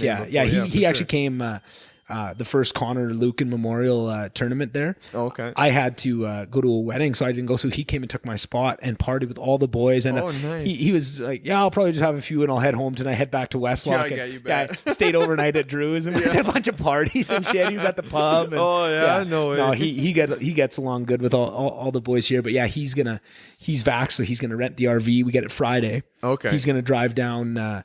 Maybe Saturday. He was going to go to Battle of Alberta, but he went to the game the other night, and he said it's just mass Nazis coming up and down the aisles. He said there's no concession. Everyone lines up for these huge lines to get a cup of water. They have like water machines. He said it was the worst experience. He's like, I'm never going to a game again. That's good to know, because I did get offered tickets for Saturday, and I was like debating. I was like, maybe if we just go out for dinner, have some pre-drinks, and watch it. He said it was weird, and like everyone's spaced. He just said it was like just weird environment, weird buzz. Like he just said he really didn't enjoy it. So he was going to go to the game on Saturday, but now he's gonna, I think, we'll load up the RV Friday, Saturday, maybe he'll make it halfway down, and then I'm gonna get a chartered plane over the border, drop me in Montana somewhere. He's gonna come over, and then we'll have an RV and fucking open road for 30 days. That's and sick, just go, man. I can't wait. And that was the biggest thing of like just talking about like mental health and just how tough it's been to feel like you're in crazy land where everyone around you is just in this psychosis where they can't see, where they're unwilling to look at scientific data that shows different things, and they're so programmed to hear that if you're bringing anything counter, they just jump to, you don't believe in it. It's like, no, like I don't think anything you think, I don't think anything you think I do, and you're not willing to listen to me to see where I do, right? Or even if they are willing to, they're just, there's nothing I can do. Like this doesn't really help, right? But to live in that, I was kind of going nuts, and then to have him come with this idea, it's kind of right at the peak of kind of the lowest I've been in a long time, right? Right after Christmas, I just really depressed, really not feeling good, and just hey, like, would you want to do a road trip to the U.S.? And I was just like, holy fuck, man, you read my mind. I got to get the fuck out of here. Yeah, right? So that's beauty. And that was, a week and a half ago, and we kind of just everything kind of snowballed from there. We're looking at rentals for RVs. We figured out a flight and stuff. So it's kind of all coming together. Yeah. But I'm pretty pumped. So just straight camper. You're not going to do hotels or nothing. Straight RV. So we're going to RV, and then we'll go out to the coast and kind of go down. And then our other third best friend from school, Fraser, he's been on the podcast a couple times. Okay. He's been in chiropractor school down in Oakland, right? Oh, So in San Francisco Bay Area, Yeah. For the last 4 years, and we haven't really got to see him much, right? We've maybe seen him like 2-3 times over this last couple of years. So we're going to boogie down to him. He might even hop in for a bit of the trip. So we'll have kind of a home base there. He's got a place, so we'll maybe stay with him a couple nights there, and then boogie over to my parents' place in Phoenix, and then we can wash our clothes and have a couple nights in the house. Chill, and then there's Waste Management open. Oh, you're going to see. So we're all my boys from Edmonton are going to that. Yeah, for the third time. Yeah, nice. Yeah, my dad's been twice. He said it's unbelievable. Yeah, just whole so much 16, fun, baby. Yeah. So we're thinking about. So that's the 10th. The first day is the 10th. So we might get up early, right? Because you got to go to the cattle gates right at like 5 a.m. to get on, right? And everyone runs to 16 and all that. So we might, for the experience, just go do that, and then have a full day Waste Management open. Probably get pretty pickled up, and then come back, and we'll have the RV, so we'll probably just go park it out in Scottsdale right by there, get hammered, roll in, and then the next day is the 11th, and the 12th are the fights. So we will have to, in the 11th and 12th, hungover, get to Houston, which is an 18-hour drive. Oh, so, really? Okay. Yeah, so that's kind of a little bit of the plan. We don't know if Fraser's going to hop in, but then we have another buddy who lives in Houston.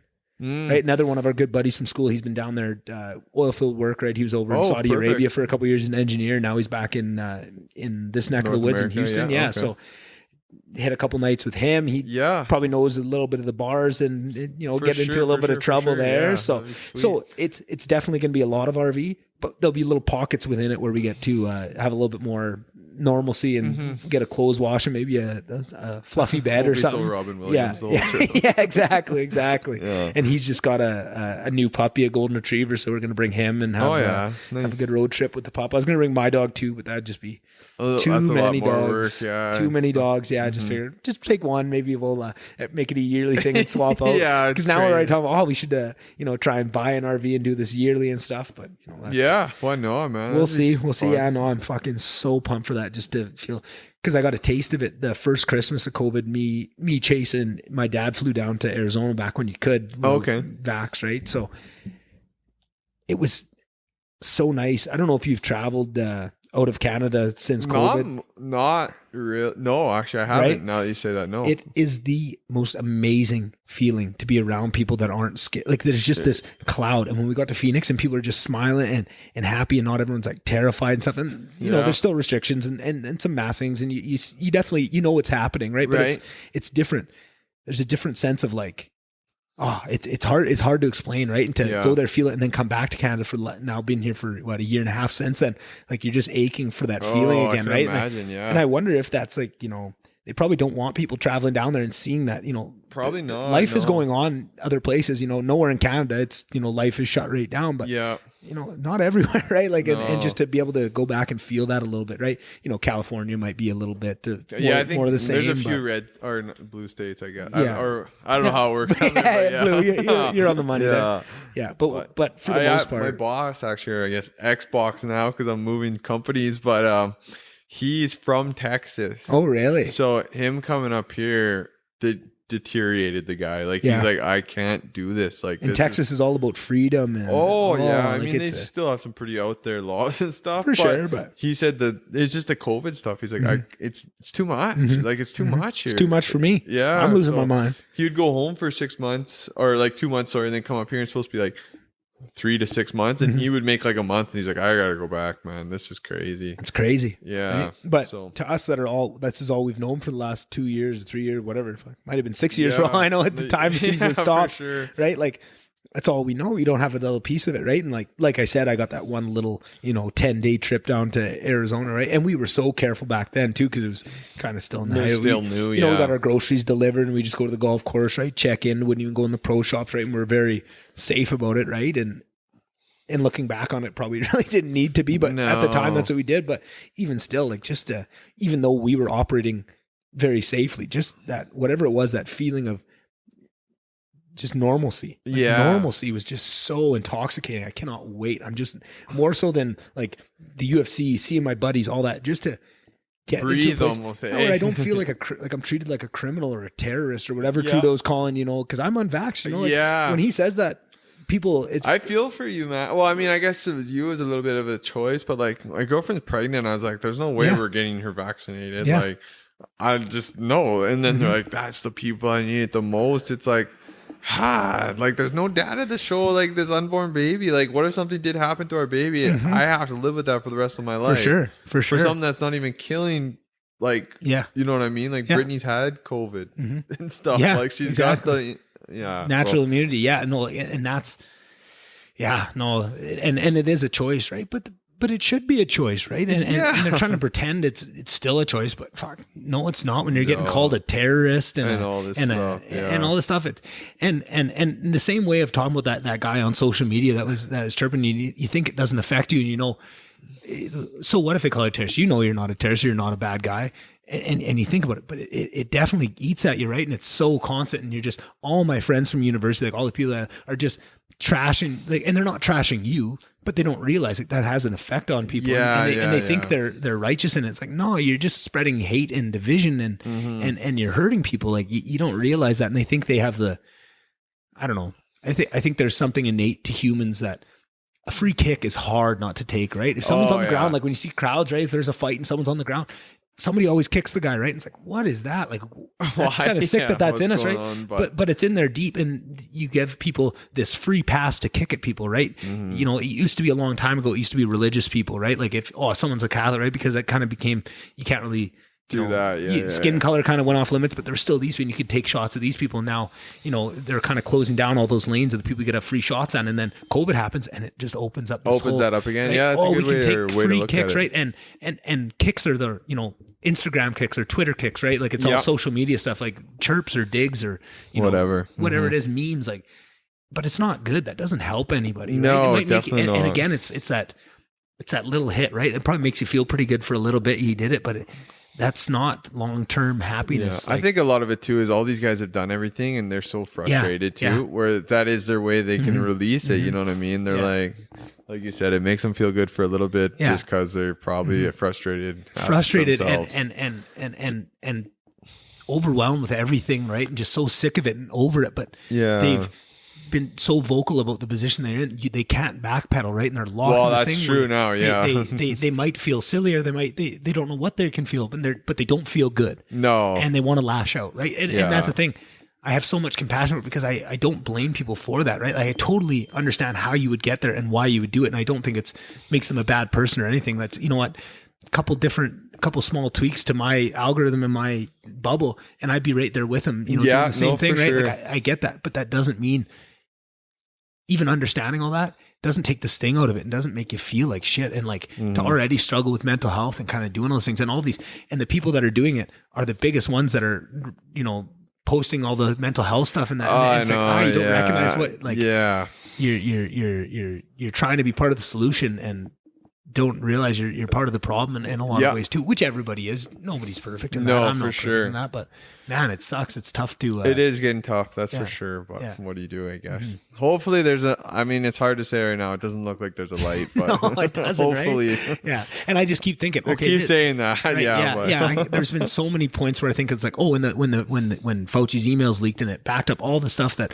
I've been saying but was unsubstantiated, but the people that were in the know were saying, like, there's a lot of things behind the scenes of why they're doing it, and all these things of like, why are we doing all these measures that make no real sense? And then it all makes sense. Like, okay, that's going to be it. It's like, oh no, that's not. That didn't change anything. Okay. Yeah. 70% we can be open. Oh, now 90%. Oh, we need herd immunity. Oh, everybody needs to catch it to get here. It's just like, man. Yeah. Or I think that's what frustrates me the most. It's like, wear a mask to sit down, but then you don't need a mask to talk. Right. What? Yeah. That doesn't make sense, right? Like everybody needs to be vaccinated to get to herd immunity, but it doesn't stop transmission. So there's no such thing as herd immunity. And also, we've known for over a year and a half that there's non-human pools, right? So they've tested deer positive and stuff, and as soon as it gets out of the human population, you can't control it now because you can't vaccinate all those. And now you get every human vaccinated, and it doesn't stop transmission, so it doesn't make sense. But even if it did, you can still re-enter the population through other hosts, right? So now I see. Herd immunity will never have, right? You'll never get to that point where you've eradicated it, right? So now so many of the things that they are putting on don't make any sense anymore. Right. But it's the same thing. Nobody wants to back out and say, hey, we were wrong because now it's went so far. Yeah, it's gone so far, and so many of their and it's so political, and their political opponents are waiting for them to it. And well, it's such an easy platform for politics too right now, right? Like either you're on it or you're not, but it's so easy to get a vast majority of votes just by saying we need to do lockdowns. Like, oh, we love that person. Yeah, it's tough. It's right? Tough. It is tough. Yeah, but you know what? Like that's kind of thing of like getting so frustrated on what's going to change it, and looking for the light at the end of the tunnel is one thing, but just to have something like this trip to look forward to is just so nice, because now that takes so much of the pressure off of trying to of just sitting there hoping for something that's going to change us and wake people up and start to change how we're going about this. And just, well, now it doesn't matter, because for the next month, I don't have to think about it, because I'm actually going to get to enjoy life and live again. It's like, oh, that is going to be so awesome. That's for sure. And coming back in a month, it might be worse. It might be better. Who knows? But it doesn't matter at this point, right? Just to have that is going to be so nice, just to, even with the COVID though, that's another thing, like moving back to the small town. Yeah, we still have masks and things like that, but you don't think about it as much as you do when you're downtown Edmonton and stuff. So that, for sure, going back to the very start here, that was another reason why I was like, I need to get back into a small town. Like this is too much. It's too crazy. It is. And that is nice to see, right? Like in Grand Prairie, I don't really go anywhere, right? Like I have my one restaurant I go to, Freshie, and I get my food there. And that's it, you're right? a Freshie guy. Yeah, that's not all Freshies, just that specific one, because every one I've gone to in the city is fucking dog shit. Oh, really? Oh, yeah, it's terrible. I used to always crush Freshie when I was in Edmonton. Man, it's so good. And I like the easiness of like getting one healthy meal in a day. I'm getting some vegetables in me. I don't have to work hard. I don't have to make sure. Yeah, but I don't even know where I was going with that. Oh, so I didn't really get to see much of like mass, no mass stuff, right? Like in Slave, kind of similar thing. You can kind of get away with it, but definitely when I go to Edmonton, you notice it. It is much more strict. Like, they're definitely opinionated on where you wear them and things like that, for sure. Yeah, and like people coming up, and you know, I'm not the best at it. You know, like I used to always wear masks, and I was really good with it, and I just kind of gotten over it in the last little while, right? Like I'll walk in, and as I'm walking in, they're kind of giving me shit. I'm like, yeah, I'm pulling it out, and then I just put it back in my pocket, right?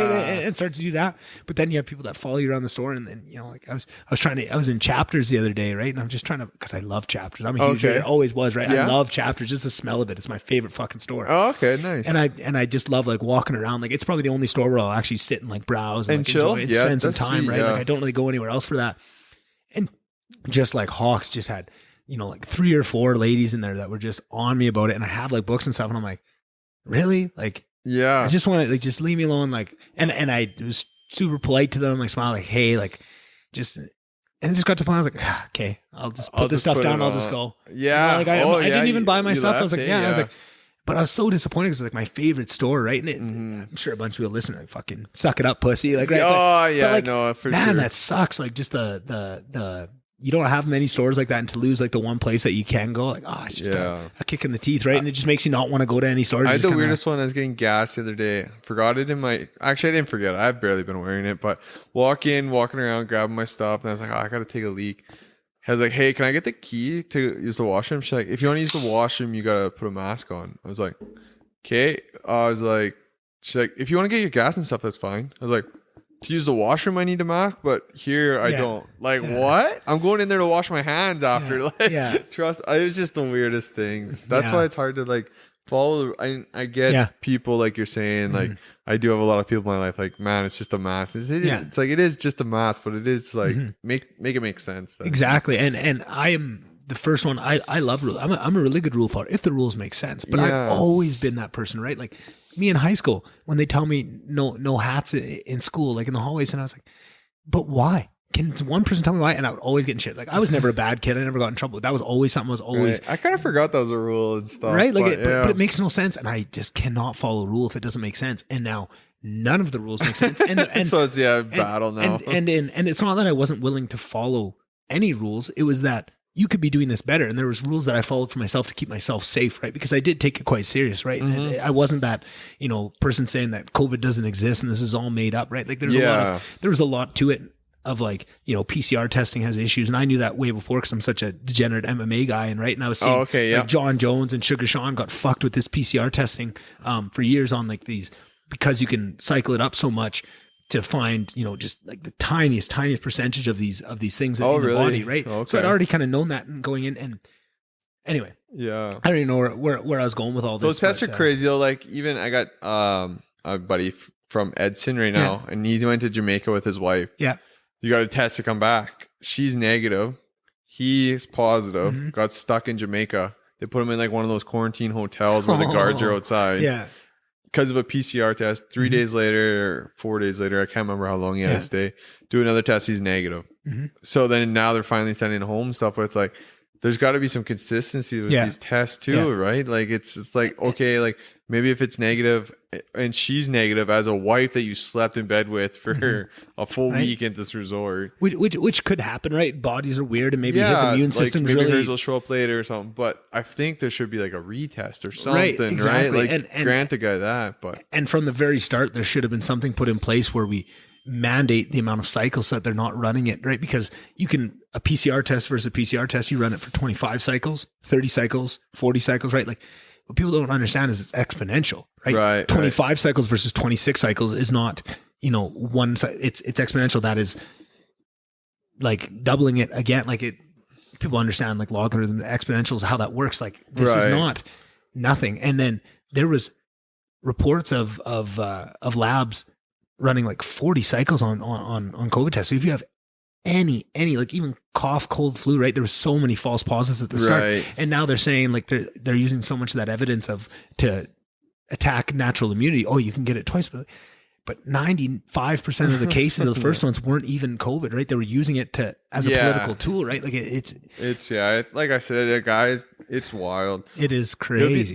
The best thing will be when we don't have to talk about it no more, right? Like, can you remember having a conversation or going to hang out with anyone in the last, I don't know how long, and it wasn't COVID brought up at one point, whether it be mass or lockdown, whatever, right? Yeah. It's just, and I worry about that too a little bit, because I definitely have that instinct too of like, oh, I'm just so looking forward to being on the other side of it. But I also worry if there's a lot of people that need to be held accountable for what they've done through this too. And I feel like they're going to really rely on that instinct for everyone to just be like, I don't want to talk about this ever again, which again, I completely agree and feel that too.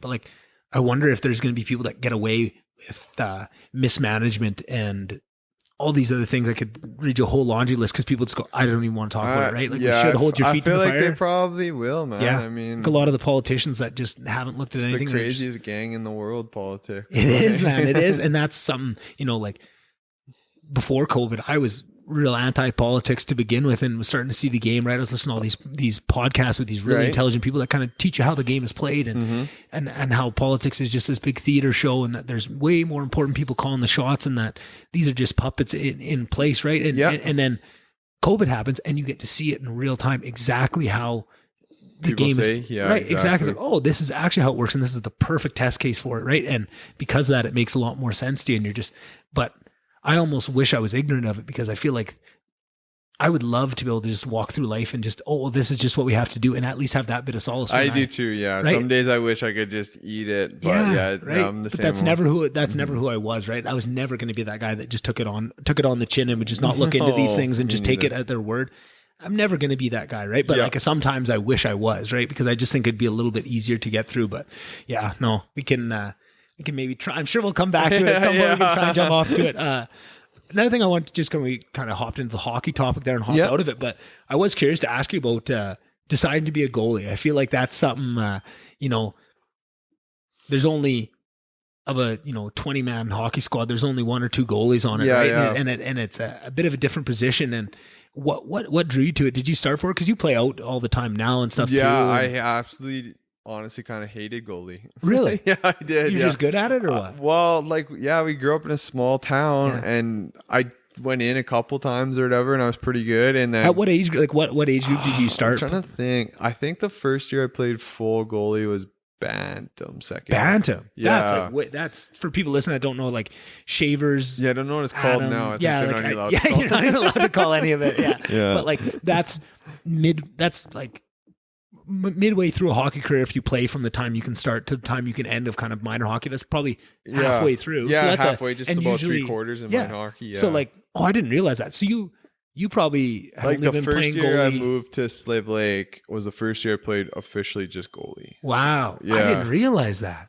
And then I kind of wish I quit then, because that was the first year that there was 2 goalies on the team, and I'd have to travel to Edson and sit on the bench. Oh, and it was like, yeah. So, but yeah, I was like pretty like decent, I guess. And then my dad thought I was a pretty small kid growing up, and he's like, well, you're a good goalie, you should stay in nets, you don't get hurt. That's not a bad idea, and stuff. So yeah, that's kind of how I started playing net, to be honest with you, and stuck with it. But always kind of didn't, like, deep down, you always kind of, I always thought about what if I played out, for sure. Yeah, definitely. And I could see that for sure. And I wonder, like you said too, like maybe it'd be nice if I would have had someone say, only 2 guys make it. There's only 60 goalies in the NHL. Yeah. Right. You know what I mean? Out of all those guys, there's 6. I'm not saying I would have made the NHL as a forward or anything by any means, but if there's a college team, that goalie plays 4 years as a starter or 3. So really you're fighting, you got to be that perfect year, the perfect injury, that one. So nothing can go wrong kind of thing. Right. To get in there. I mean, unless you're that good, but I mean, that's an aspect I never even thought about as a player. Not that I really put too much thought into hockey past minor hockey, or just as a thing in general, but that's definitely an added element as a goalie that you don't really have as a player, right? There's so many comparatively, there's so many opportunities as a player, right? Like, wow. It's crazy, honestly. And then, I don't know. I don't know. Looking back, I like the pads and stuff. I'm not going to lie. I was pretty spoiled that way from my dad. I got to design new pads every year. So that's awesome. But if I had a kid, I would definitely steer them away from goalie. And if they tried to go in goalie, I'd make sure they loved it. Stern. Are you really sure you want to do this? Yeah, it's funny. This is completely non-hockey related. I want to bring it back to hockey, and I'm going to jump right off it again. No worries. It's funny.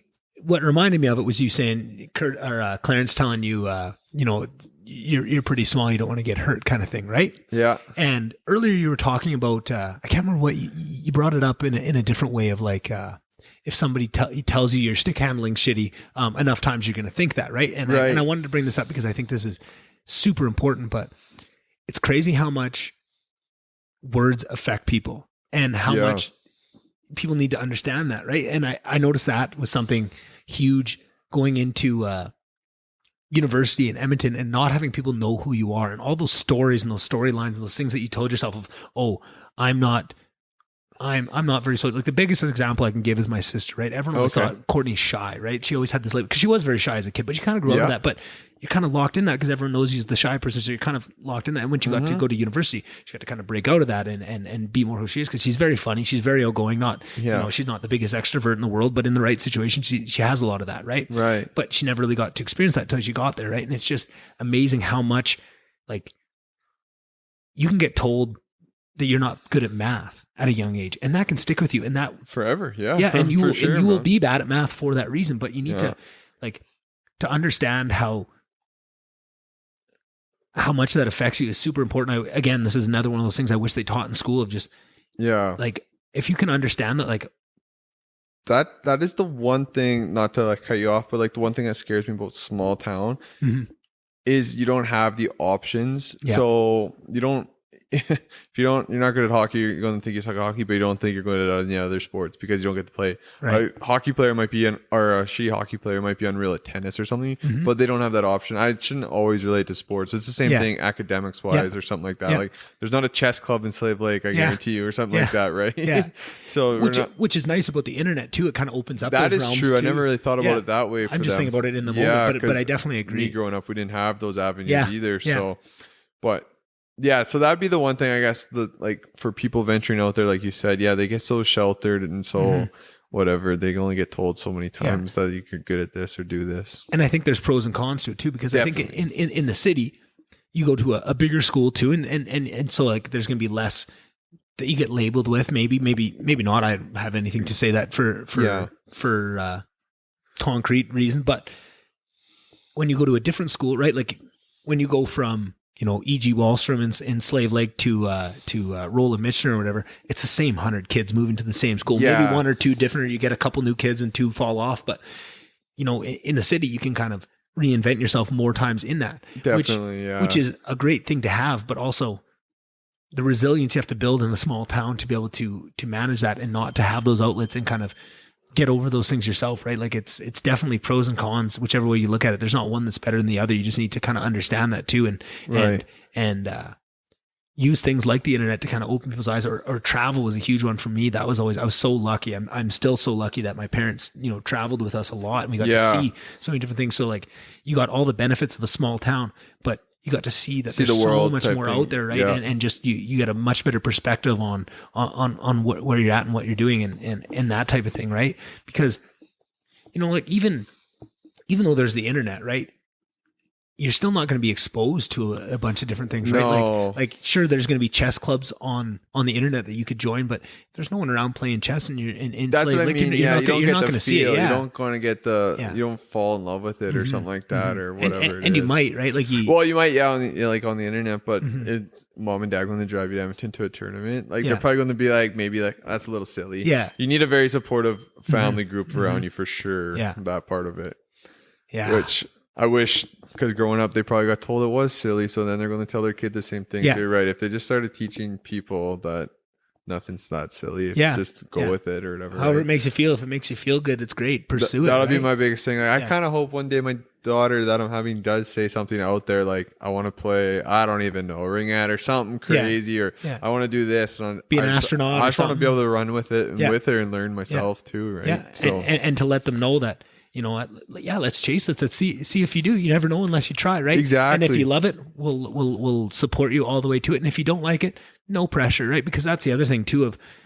I feel like growing up, my parents put me in a bunch of sports when I was really young, and it was forced on me, and I hated it because it was forced, right? Like I didn't like baseball, I didn't like soccer, because I was forced to do it, and we're always running around to them. But then in junior high school, we go play baseball just with like my buddies that kept playing, and we just play like pickup base, and I loved it. It was so much fun. It was like, oh, I didn't realize this. Same with soccer. When we'd play, for the first couple of weeks of sports performance before the ice was put in, we'd always play a lot of soccer, right? Because that was easy for them just to throw them out there, and I love it, right? And I think it was fun because it was competitive too, and you're playing with all the hockey players, so you'd really give it 110%. Yeah, definitely that competitive edge. That was I've talked about a bunch on this podcast, but that hockey class that Zimmer and Mr. Carlton put together was such a godsend for that school. Like for us boys to have that was like unreal. And like the lessons you learn too, and like just taking like a guy like Mr. Carlton and Mr. Zimmer have so much to teach young men, right? Yeah. But within a school, you're kind of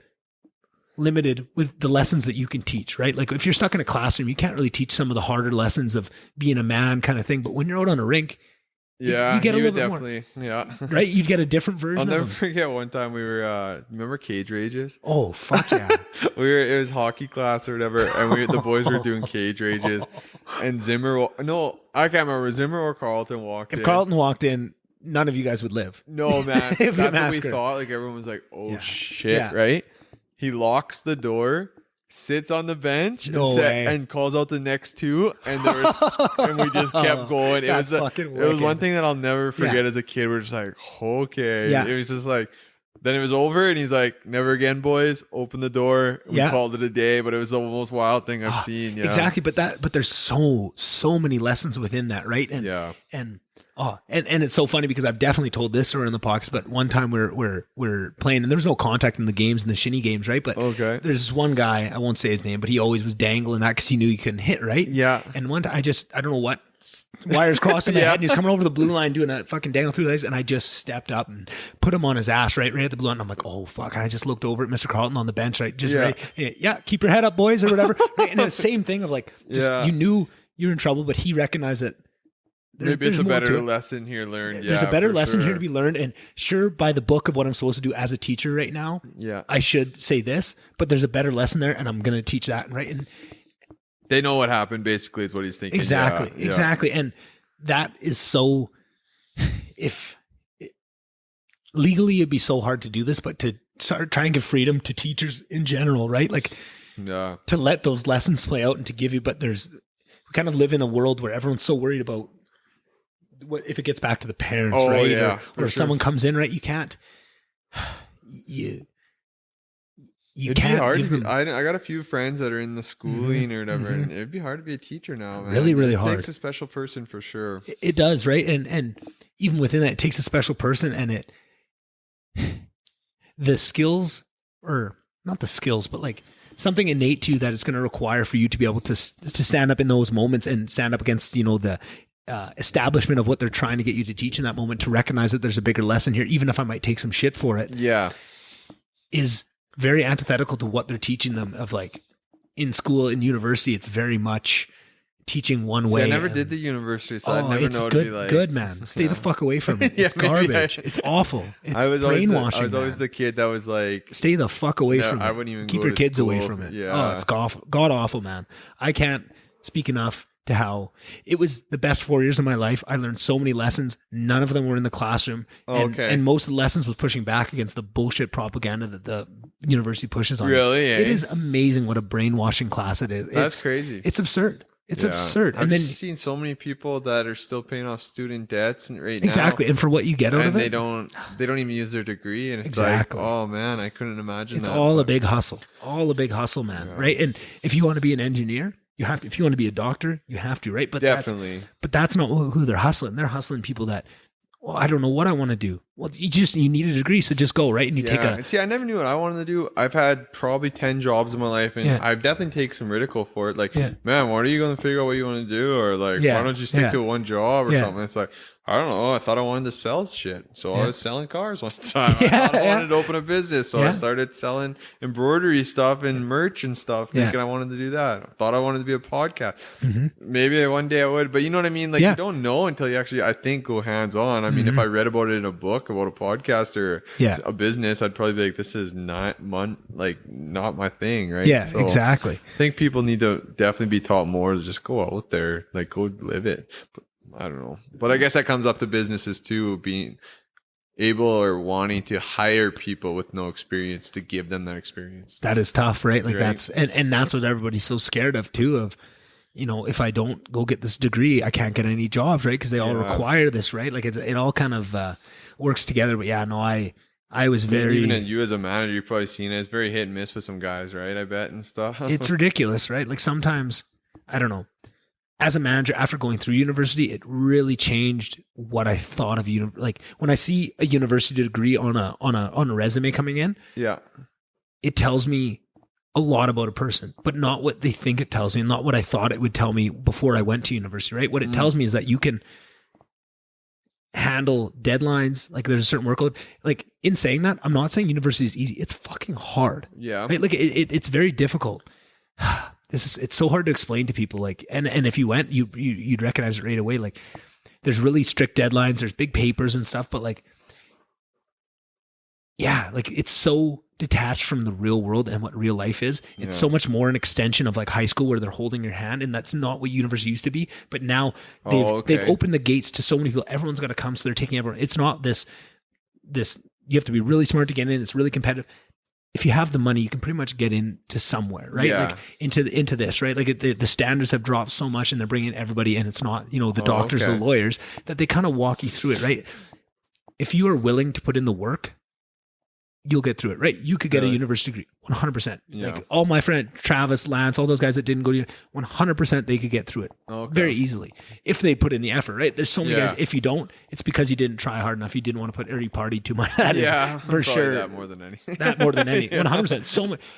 I would say almost to a T of all the friends that I knew that didn't end up finishing their degrees, partying was if not the top of the totem pole of reasons. Definitely spent a few dollar nights at Hudson's with the boys, just racking up their student loans or the rack or something. Exactly. There's nothing wrong with that, but like going into that, I thought, if you had a degree in something, you were gonna have all this knowledge, you can be an expert in something.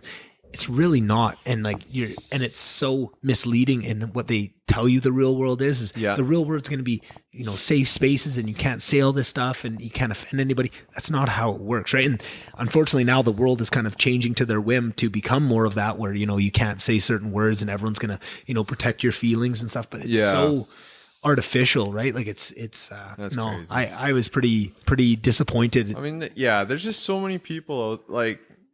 Yeah, like I said, don't get me wrong, it is good, but how many like people like Simon or whoever else and stuff that don't have that degree, but they have successful livings and probably going to make more money than a lot of people would. I mean, yes, it might have had some help and things, but you still do it by yourself. Or, you know what I mean? Or and trades people that are now running 100%. contracting, like, you know what I mean? And stuff like that. Like, you make money, like, more than some of those guys that went to school that are paying up, they're going to make $60K a year. Paying off a $20,000 loan. Exactly. You try and do the math on that. If that was a car payment, it's not getting paid off very quick. Yeah, exactly. And don't even get me started on student loans, because that's a whole racket in itself, right? Yeah. That is so, when you look into it, it is absolutely fucked. One thing I didn't know that I heard the other day, which is bizarre. So I can't remember. Some dude at work was telling me about it, but like, so his wife had racked up a student loan. Yeah. She's with this guy who's like doing good or whatever, has a company and things. So she claimed bankruptcy to get rid of debt.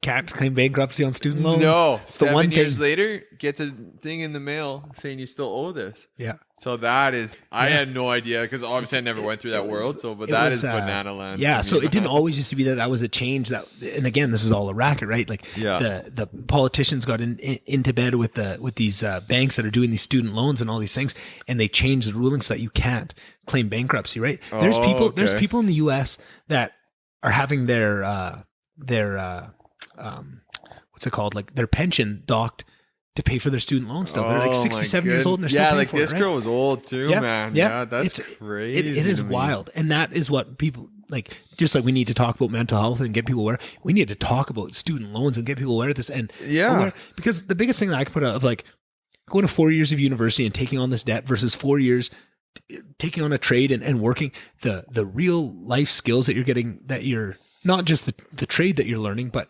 by learning a trade, you learn all these life skills that you can learn in university too. Yeah. And I learned a lot about them, but I went out of my way, not consciously, I wasn't trying to learn these things, but I accidentally stumbled into learning things because I really was, I just followed my passions. And what that was I loved The Residence, Lister Hall. I was just, people listen to you've heard me talk about, I could talk for days on just what an amazing experience it was. But within that, of learning how to, like, talk to people, and within that, I was running that dodgeball league too, and how to hire how to hire and fire people, and how to have everyone looking at you, because I was like, I would schedule everything, right? So like this league that everybody in this residence loves, like they live and die for it, they breathe for it. It's hard to explain to people that didn't be a part of it, because it sounds so psycho, but you're that guy that schedules it for everybody and gets to say, you're dealing with conflict and everything all the time, and everybody's coming after you and saying, well, why did you move their game? Because they had 6 people missing for it, and we had 6 people missing, and you wouldn't move our game, right? And like all this stuff. Yeah. And you need to learn to deal with that, which is something,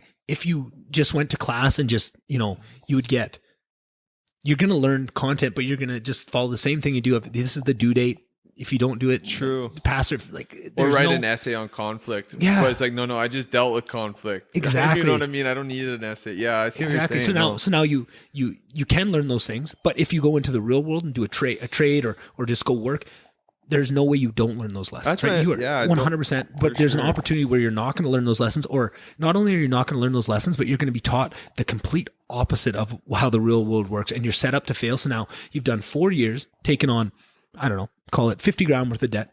Yeah. And you now have to unlearn for 2 years all the bullshit you've been taught, just to learn how the world functions once you get into that, right? Like, sure, you got some knowledge in whatever domain you did your schooling in, but you're so much further behind people, right? Like, that's what people need to understand. And if you know that and still choose to go into it, all power to you. Yeah. I support you. But if you are, like I was, misled into what you think this university is going to be and all this, no, we need to start talking to our kids and say, like, if you want to do it and you're really going to do it and you kind of know what you want to do, sure. But don't just go there because you think that's the path, and you're going to look at like you're a loser if you don't have a degree. It's a piece of paper, and it's fucking becoming more useless by the year, right? Yeah, like, exactly. That's what people need to realize, right? Like, that's my biggest message. Every time I talk to somebody's kids, like, oh, they're going to university, I just tell them that, just make sure, like, look out for this, right? Yeah. Recognize that just because someone's at the front of the room teaching a class doesn't mean they know fuck all. That means that they just read a book on it or never. Or maybe they've never left the university. They went as a student, and then they got their master's degree, and then they started,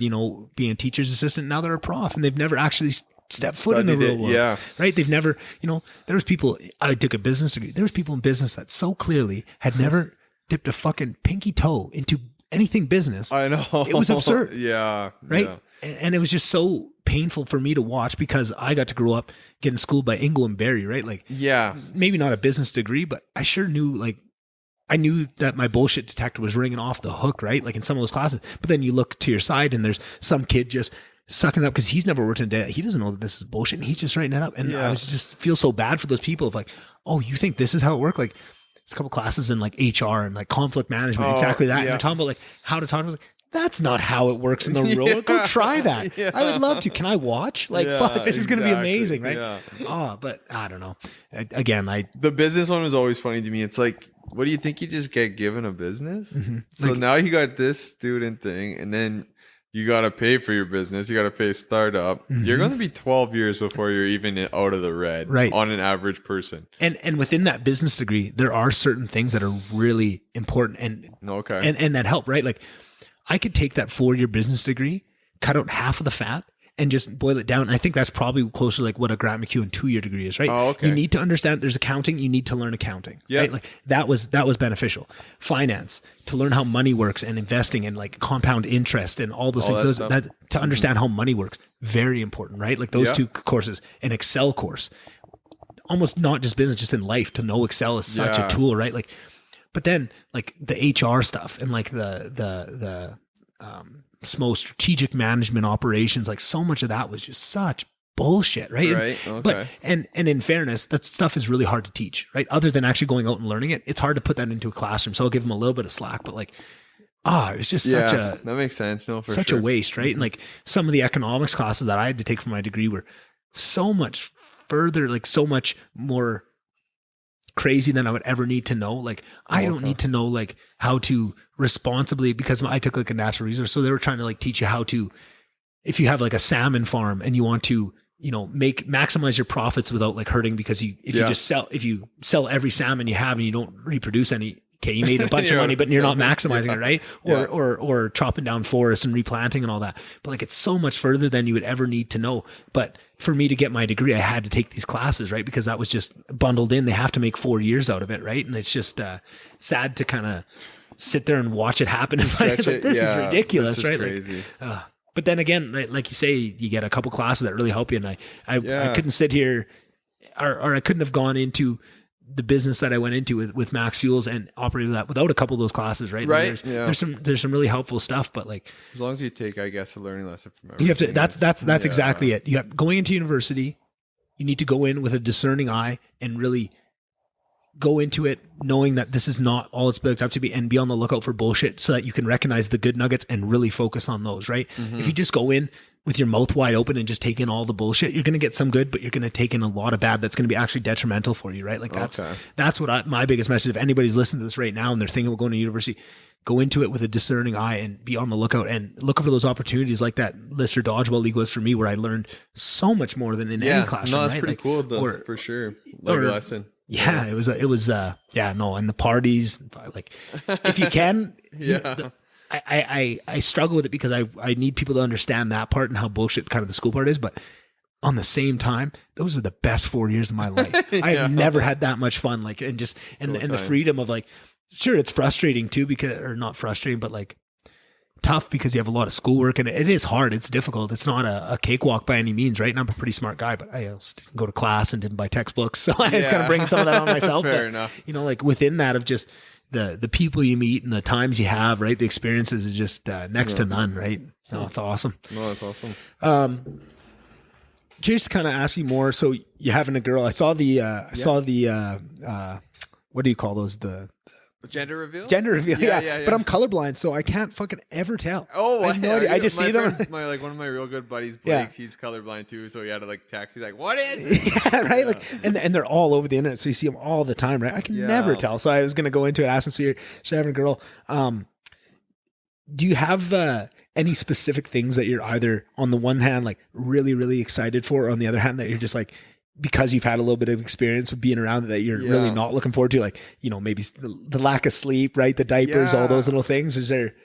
Honestly, don't know. I think the weirdest thing is like, it might sound bad, but I always thought I'd have 2 boys. Yeah. So hearing the girl part was like, okay, like that's kind of been my whole mindset swinging now. Yeah. Like, not like I think she'll still play sports and things like that. But it's just like different. You picked out all these guy outfits. You picked out like him sitting on the golf. And I mean, she can do this. Like, I shouldn't say this because I'm not trying to eliminate. Yeah. So it just, so that part, I guess, was more than anything. But the whole sleep and thing, I guess maybe you don't know until everybody says that. They're like, oh, you're in for it and all this. But I've always strived through routine.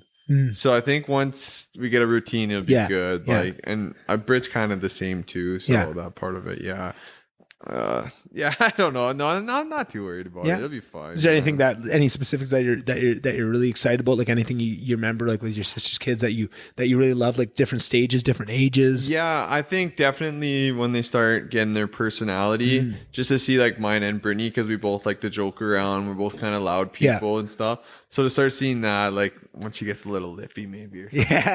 Oh, I'm sure she will. Yeah. So that part, and then obviously have the grandpa spoil or have them. Yeah. Because it's actually Brittany's family's first grandbaby. Yeah. So, or like, her mom and dad. So I'm imagine she'll just have grandpa wrapped around her finger. Oh, I'm sure. So, I'm sure. Yeah. And then my mom too and everyone. Yeah, it'll be good. That part I'm excited about for sure. But it's hard when you're a guy, I feel like. Yeah. Like I still haven't felt like I know we're having a baby, obviously. We're getting a nursery done, but it's like I don't have this thing growing inside of me that's kicking. Like I haven't felt it yet. I think when the baby comes out and you hold it, then it's like, holy shit. Game time. Yeah. So I think puck drop. I'm more waiting for that moment. Yeah. For sure. But and that's pretty excited too. Trav had the baby, so 2 cousins, girls growing up together, causing mayhem. Should be pretty fun. Oh my god, those two are going to be unstoppable. Yeah. How far apart are they going to be?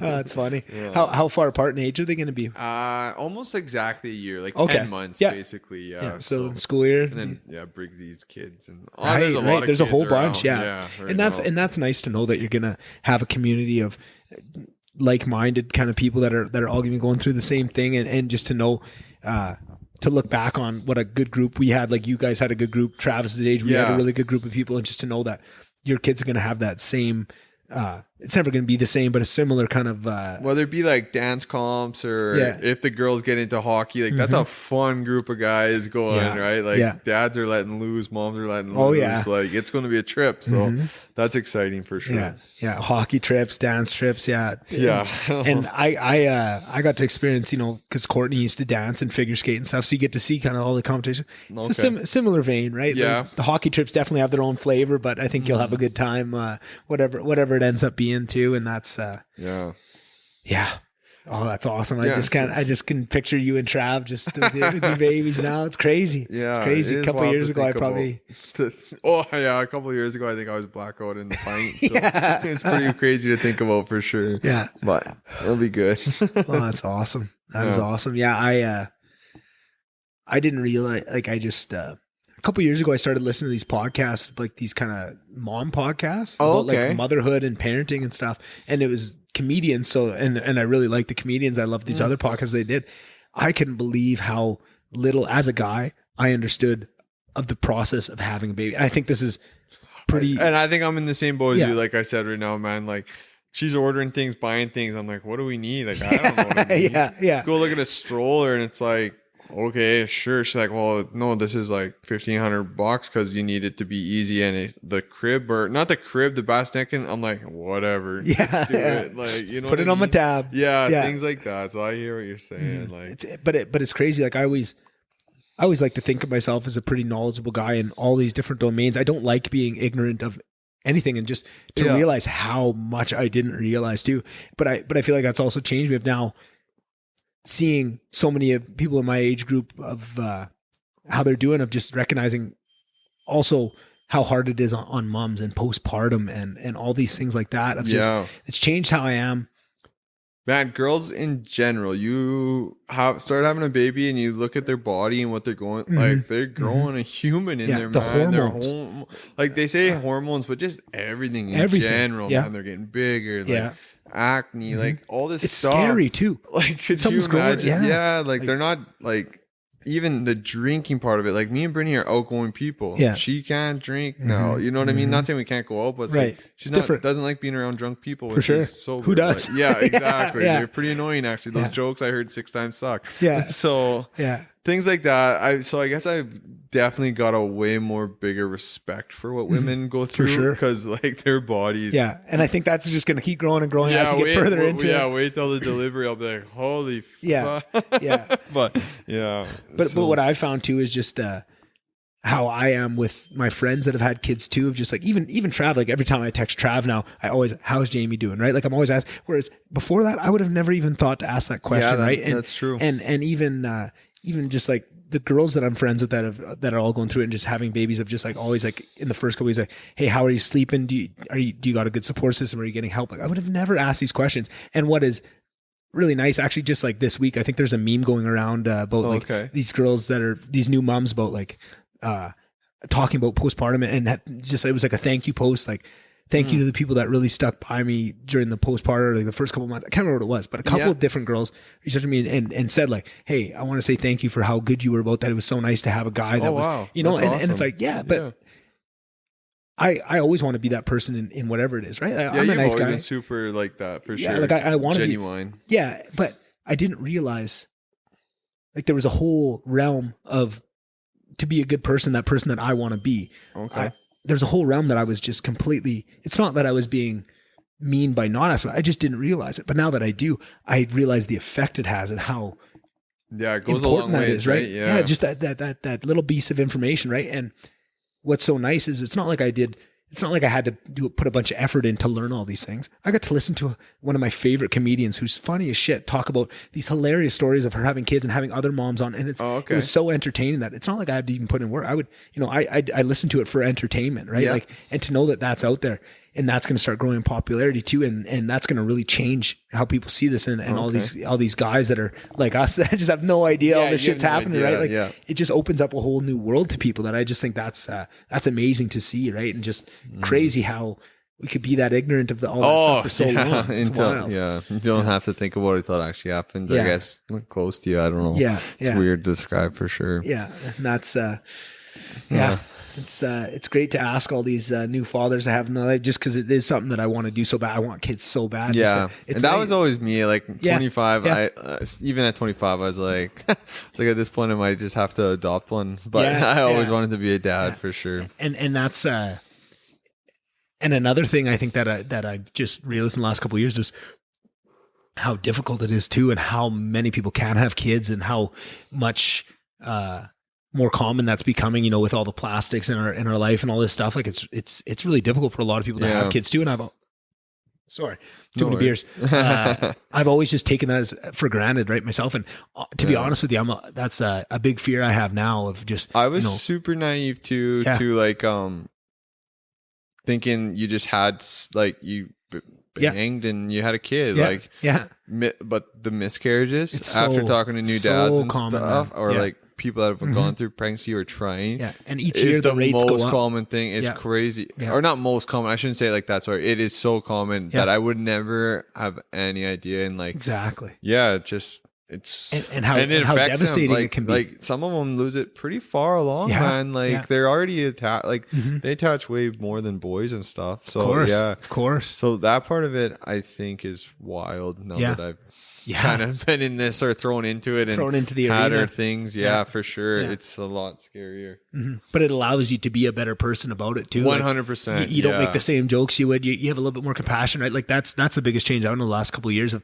Same thing. I always just thought, oh, it's easy. Well, if you want to have a kid, you know what? You always want to have kids, just go have a kid. Yeah. Like I've been trying so hard for so many years not to have a kid and treating it like it is. Like if you fuck up once, it is guaranteed baby, right? Like that's been so pounded in your head that you don't realize how insensitive that mindset is to have, even though you're not trying to be insensitive, but you realize how devastating that is and how common it is, right? You kind of changes how I've been looking at it and how I've been talking about it, right? And a lot of fear too. Like when the stars align or whatever it is, and I want to take that step too, to know that that's not guaranteed, right? And that you're going into it like that is a scary thought, right? Like, and it's as much as it's a scary thought, it's scarier that people aren't even having those thoughts too, and it's good for people to start realizing that too, right? No, for sure. To bring some sort of little awareness is definitely not a bad thing. Yeah. For sure. For sure. You betcha. Man. What else did I want to ask you about? Oh, injuries. You and your brother over the years, you guys have fucked yourself up a lot. Yeah. Just lately, what was the last thing? I feel like I saw you on crutches there. Was that? I broke my ankle jumping off a pump jack.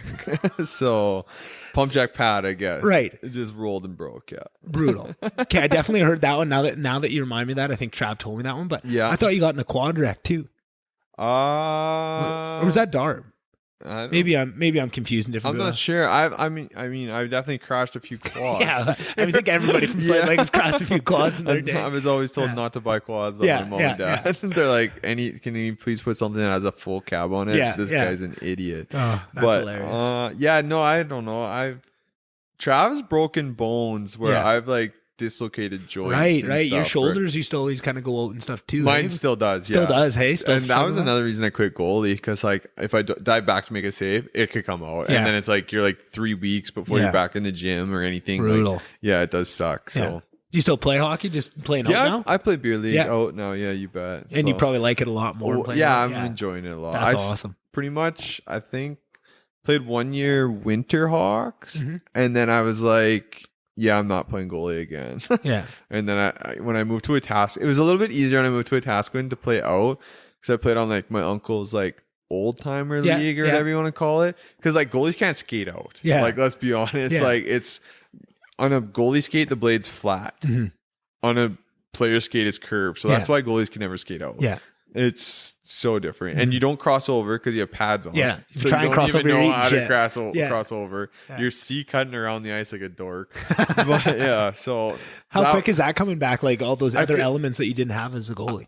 I feel like I feel like I still do have an awkward skate for sure, but the other stuff, I think it's okay. Because you always, like, we played so much hockey and stuff. Like, you always had hands and shit. Like, it was just in the garage helped a lot. That part of it, and the floor hockey at the college, I played all the time. So it was definitely more the skating than anything. And I didn't want to skate around Slave Lake because they're like, oh, he's an old goalie. Everyone's got it in their head.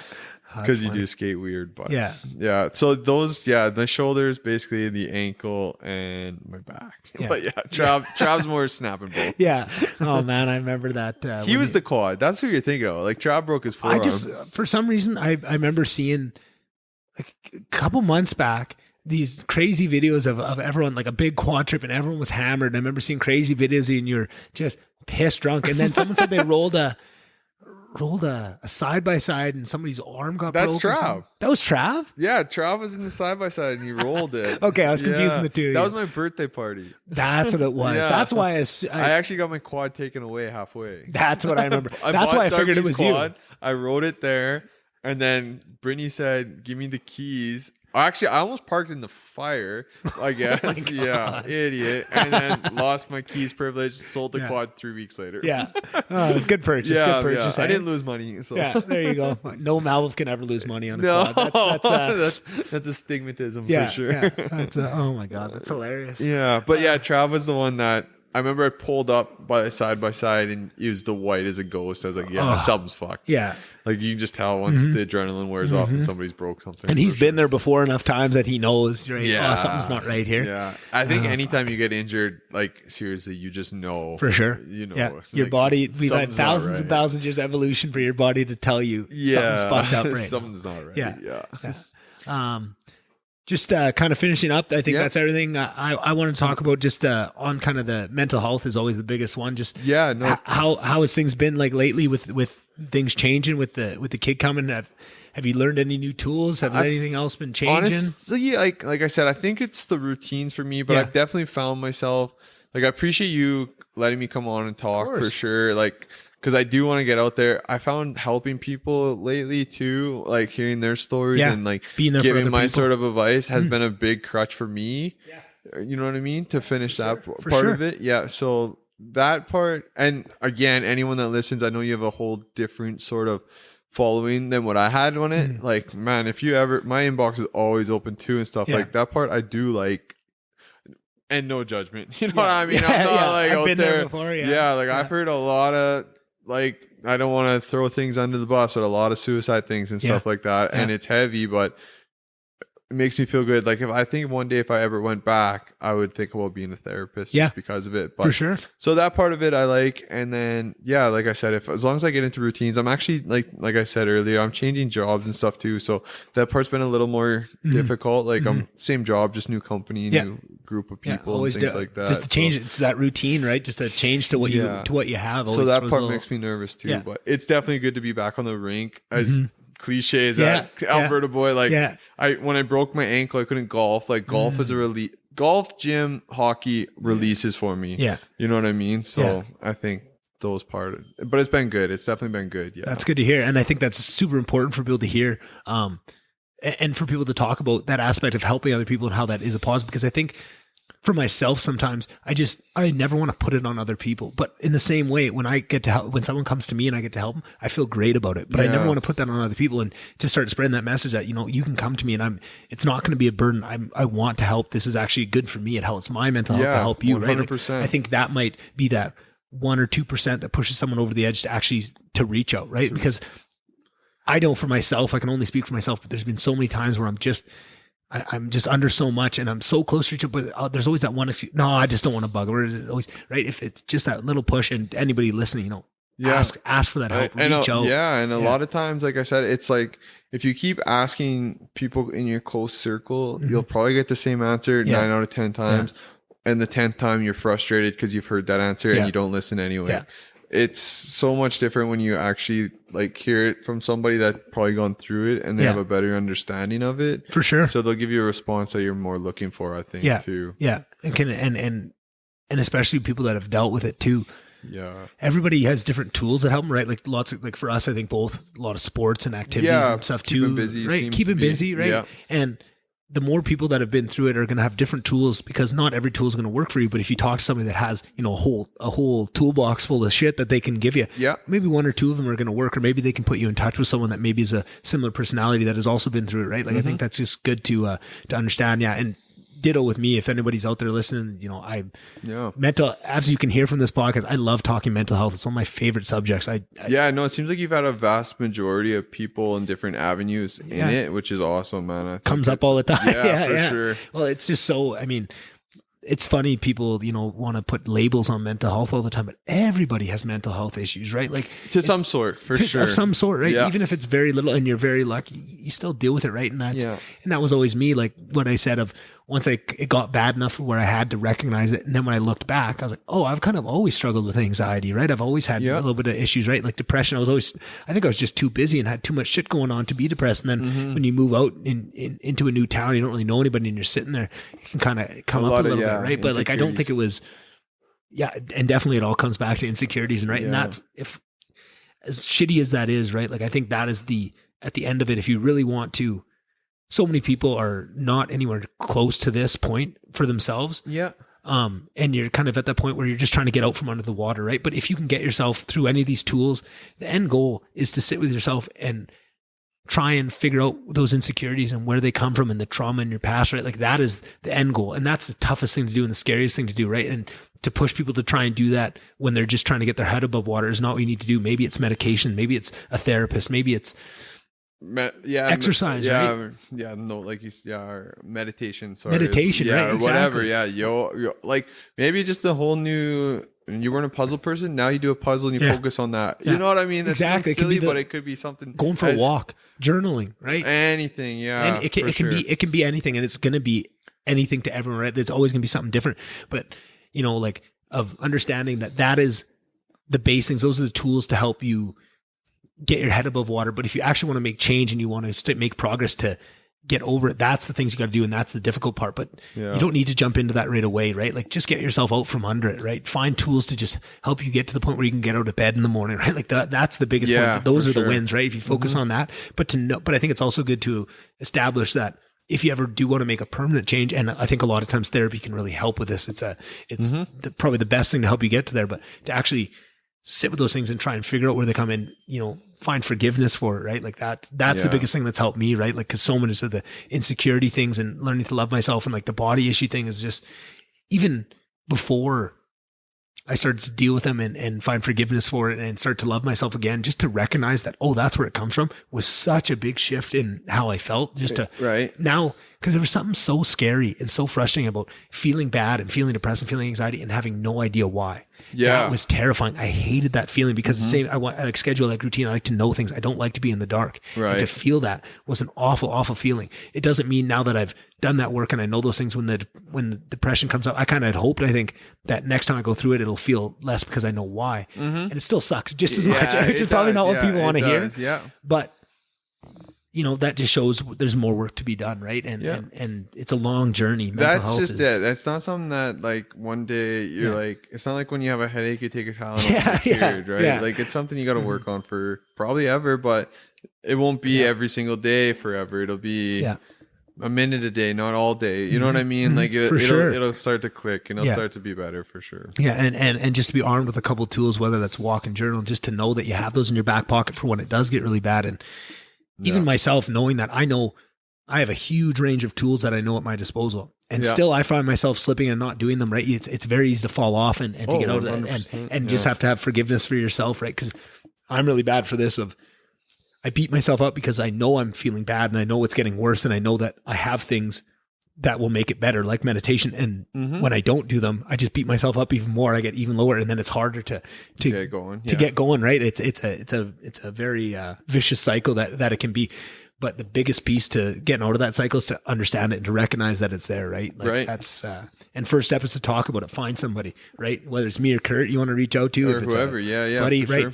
They're not a sponsor, but BetterHelp Therapy, right? You just go on. It's an app on your phone, and it connects you with a therapist, right? It's I don't know, a couple bucks a month, and it's online therapy. Or you can go on Zoom. You can do FaceTime calls with them. You can just text. Just text, right? Like it has all these different things, and it's a hugely beneficial service, right? If you have the money for it. But I don't know if you're listening and you can't afford it and you think it's awesome. Fucking message me. I'll slip you. I'll slip you the tuning for sure. Yeah, exactly, right? Like if that's what it's going to take, but there's so many options out there, and just to put one foot forward, whether that's, going for a walk or trying this or talking to someone, just, it's all about momentum, and just don't give up, put that foot forward, try something. And if it doesn't work, try something else, but just don't give up on it. Right. Just don't, and that's easy to say. It's fucking, it's very easy to say for sure. It's tough, but more people that like us that are brave enough to come on and talk. And I want to say a huge thank you for you to come on here and to talk about that stuff. Right. I think that really helps. And I think, it's going to help a lot of people, but I think, for myself, seeing a guy like you that I always looked up to, was the cool guy, right? And always had, like, the nice clothes, the guy that looked like he had it all together. For you to talk about it, I feel like that has a big impact on me. And I'm sure there's gonna be lots of people that listen to that are from Slave that probably feel in a similar way. And everybody is that person to other people. So if you can start to talk about it, you're gonna have that impact of what you. I feel like I didn't explain that very well. No, I do appreciate what you're saying, and I honestly do think that's one of the biggest things why I did want to come on here and talk about it, and I did make Facebook posts and stuff. Because we come from a family that's privileged. We did have everything growing up. I'm not going to say I had a shitty childhood. I mean, there's things that I would change 100%, but there's times I got out of trouble just because of who I was or whatever, and things like that. But I mean, I was probably more of a mess than anybody that didn't have anything, to be honest. And for sure. So anybody can be, like you said, anyone can be going through it, and just because they look like they have it together doesn't mean they do. Exactly. Awesome. Well, thanks again for coming on. Man. We'll definitely do this again, again soon, and hopefully we'll get you on some more podcasts. Maybe get you started up another podcast. When you start the old one, we'll see. That'd be nice. Yeah. Awesome. Right. Okay, 10-4. Talk to you soon. You bet. All right, there's episode 121 in the books. Hope you guys enjoyed that episode with Curtis. Really thankful, like I said in the intro, for how open and honest Curtis was about his own struggles. I know this isn't the easiest thing to talk about, but it's so beneficial. I've personally gained so much from hearing people like Curtis go on shows like this and be open and honest about what they're going through. That has helped me more than I can ever even tell you guys. So I'm hoping, and I'm not even hoping, I know that there's someone that's going to listen to this episode and it's really going to help them. And that makes me feel great. And I hope that if that's you, or if you're one of those people that are going through a tough time right now, that you can be brave enough to admit it and to ask for help if you need it. And, B, just to find whatever tools work best. There's so many tools out there that you can try, and it might be a tough journey. It might be, you know, you got to try 10 different things before you find the one thing that works for you, and then you can use that as a base and move from there. So yeah, other than that, hope you guys do all those things that I always ask in every intro and outro. Follow the Von Dubcast on social media, subscribe, leave a like, all those things. Pass it on to a friend. If you hear one of these episodes that you know maybe one of your friends might like, or if they're into more longer form podcasts, please pass it on. That's what helps these shows grow, and just helps me get to that next level where I can start doing more and more things with this show. So yeah, hope you guys are doing great. Hope you guys tell everyone that you love them, and I hope you have a great week. Talk to you guys later. Bye. Bye. Bye. Bye. Bye. Bye. Bye. Bye. Bye. Bye.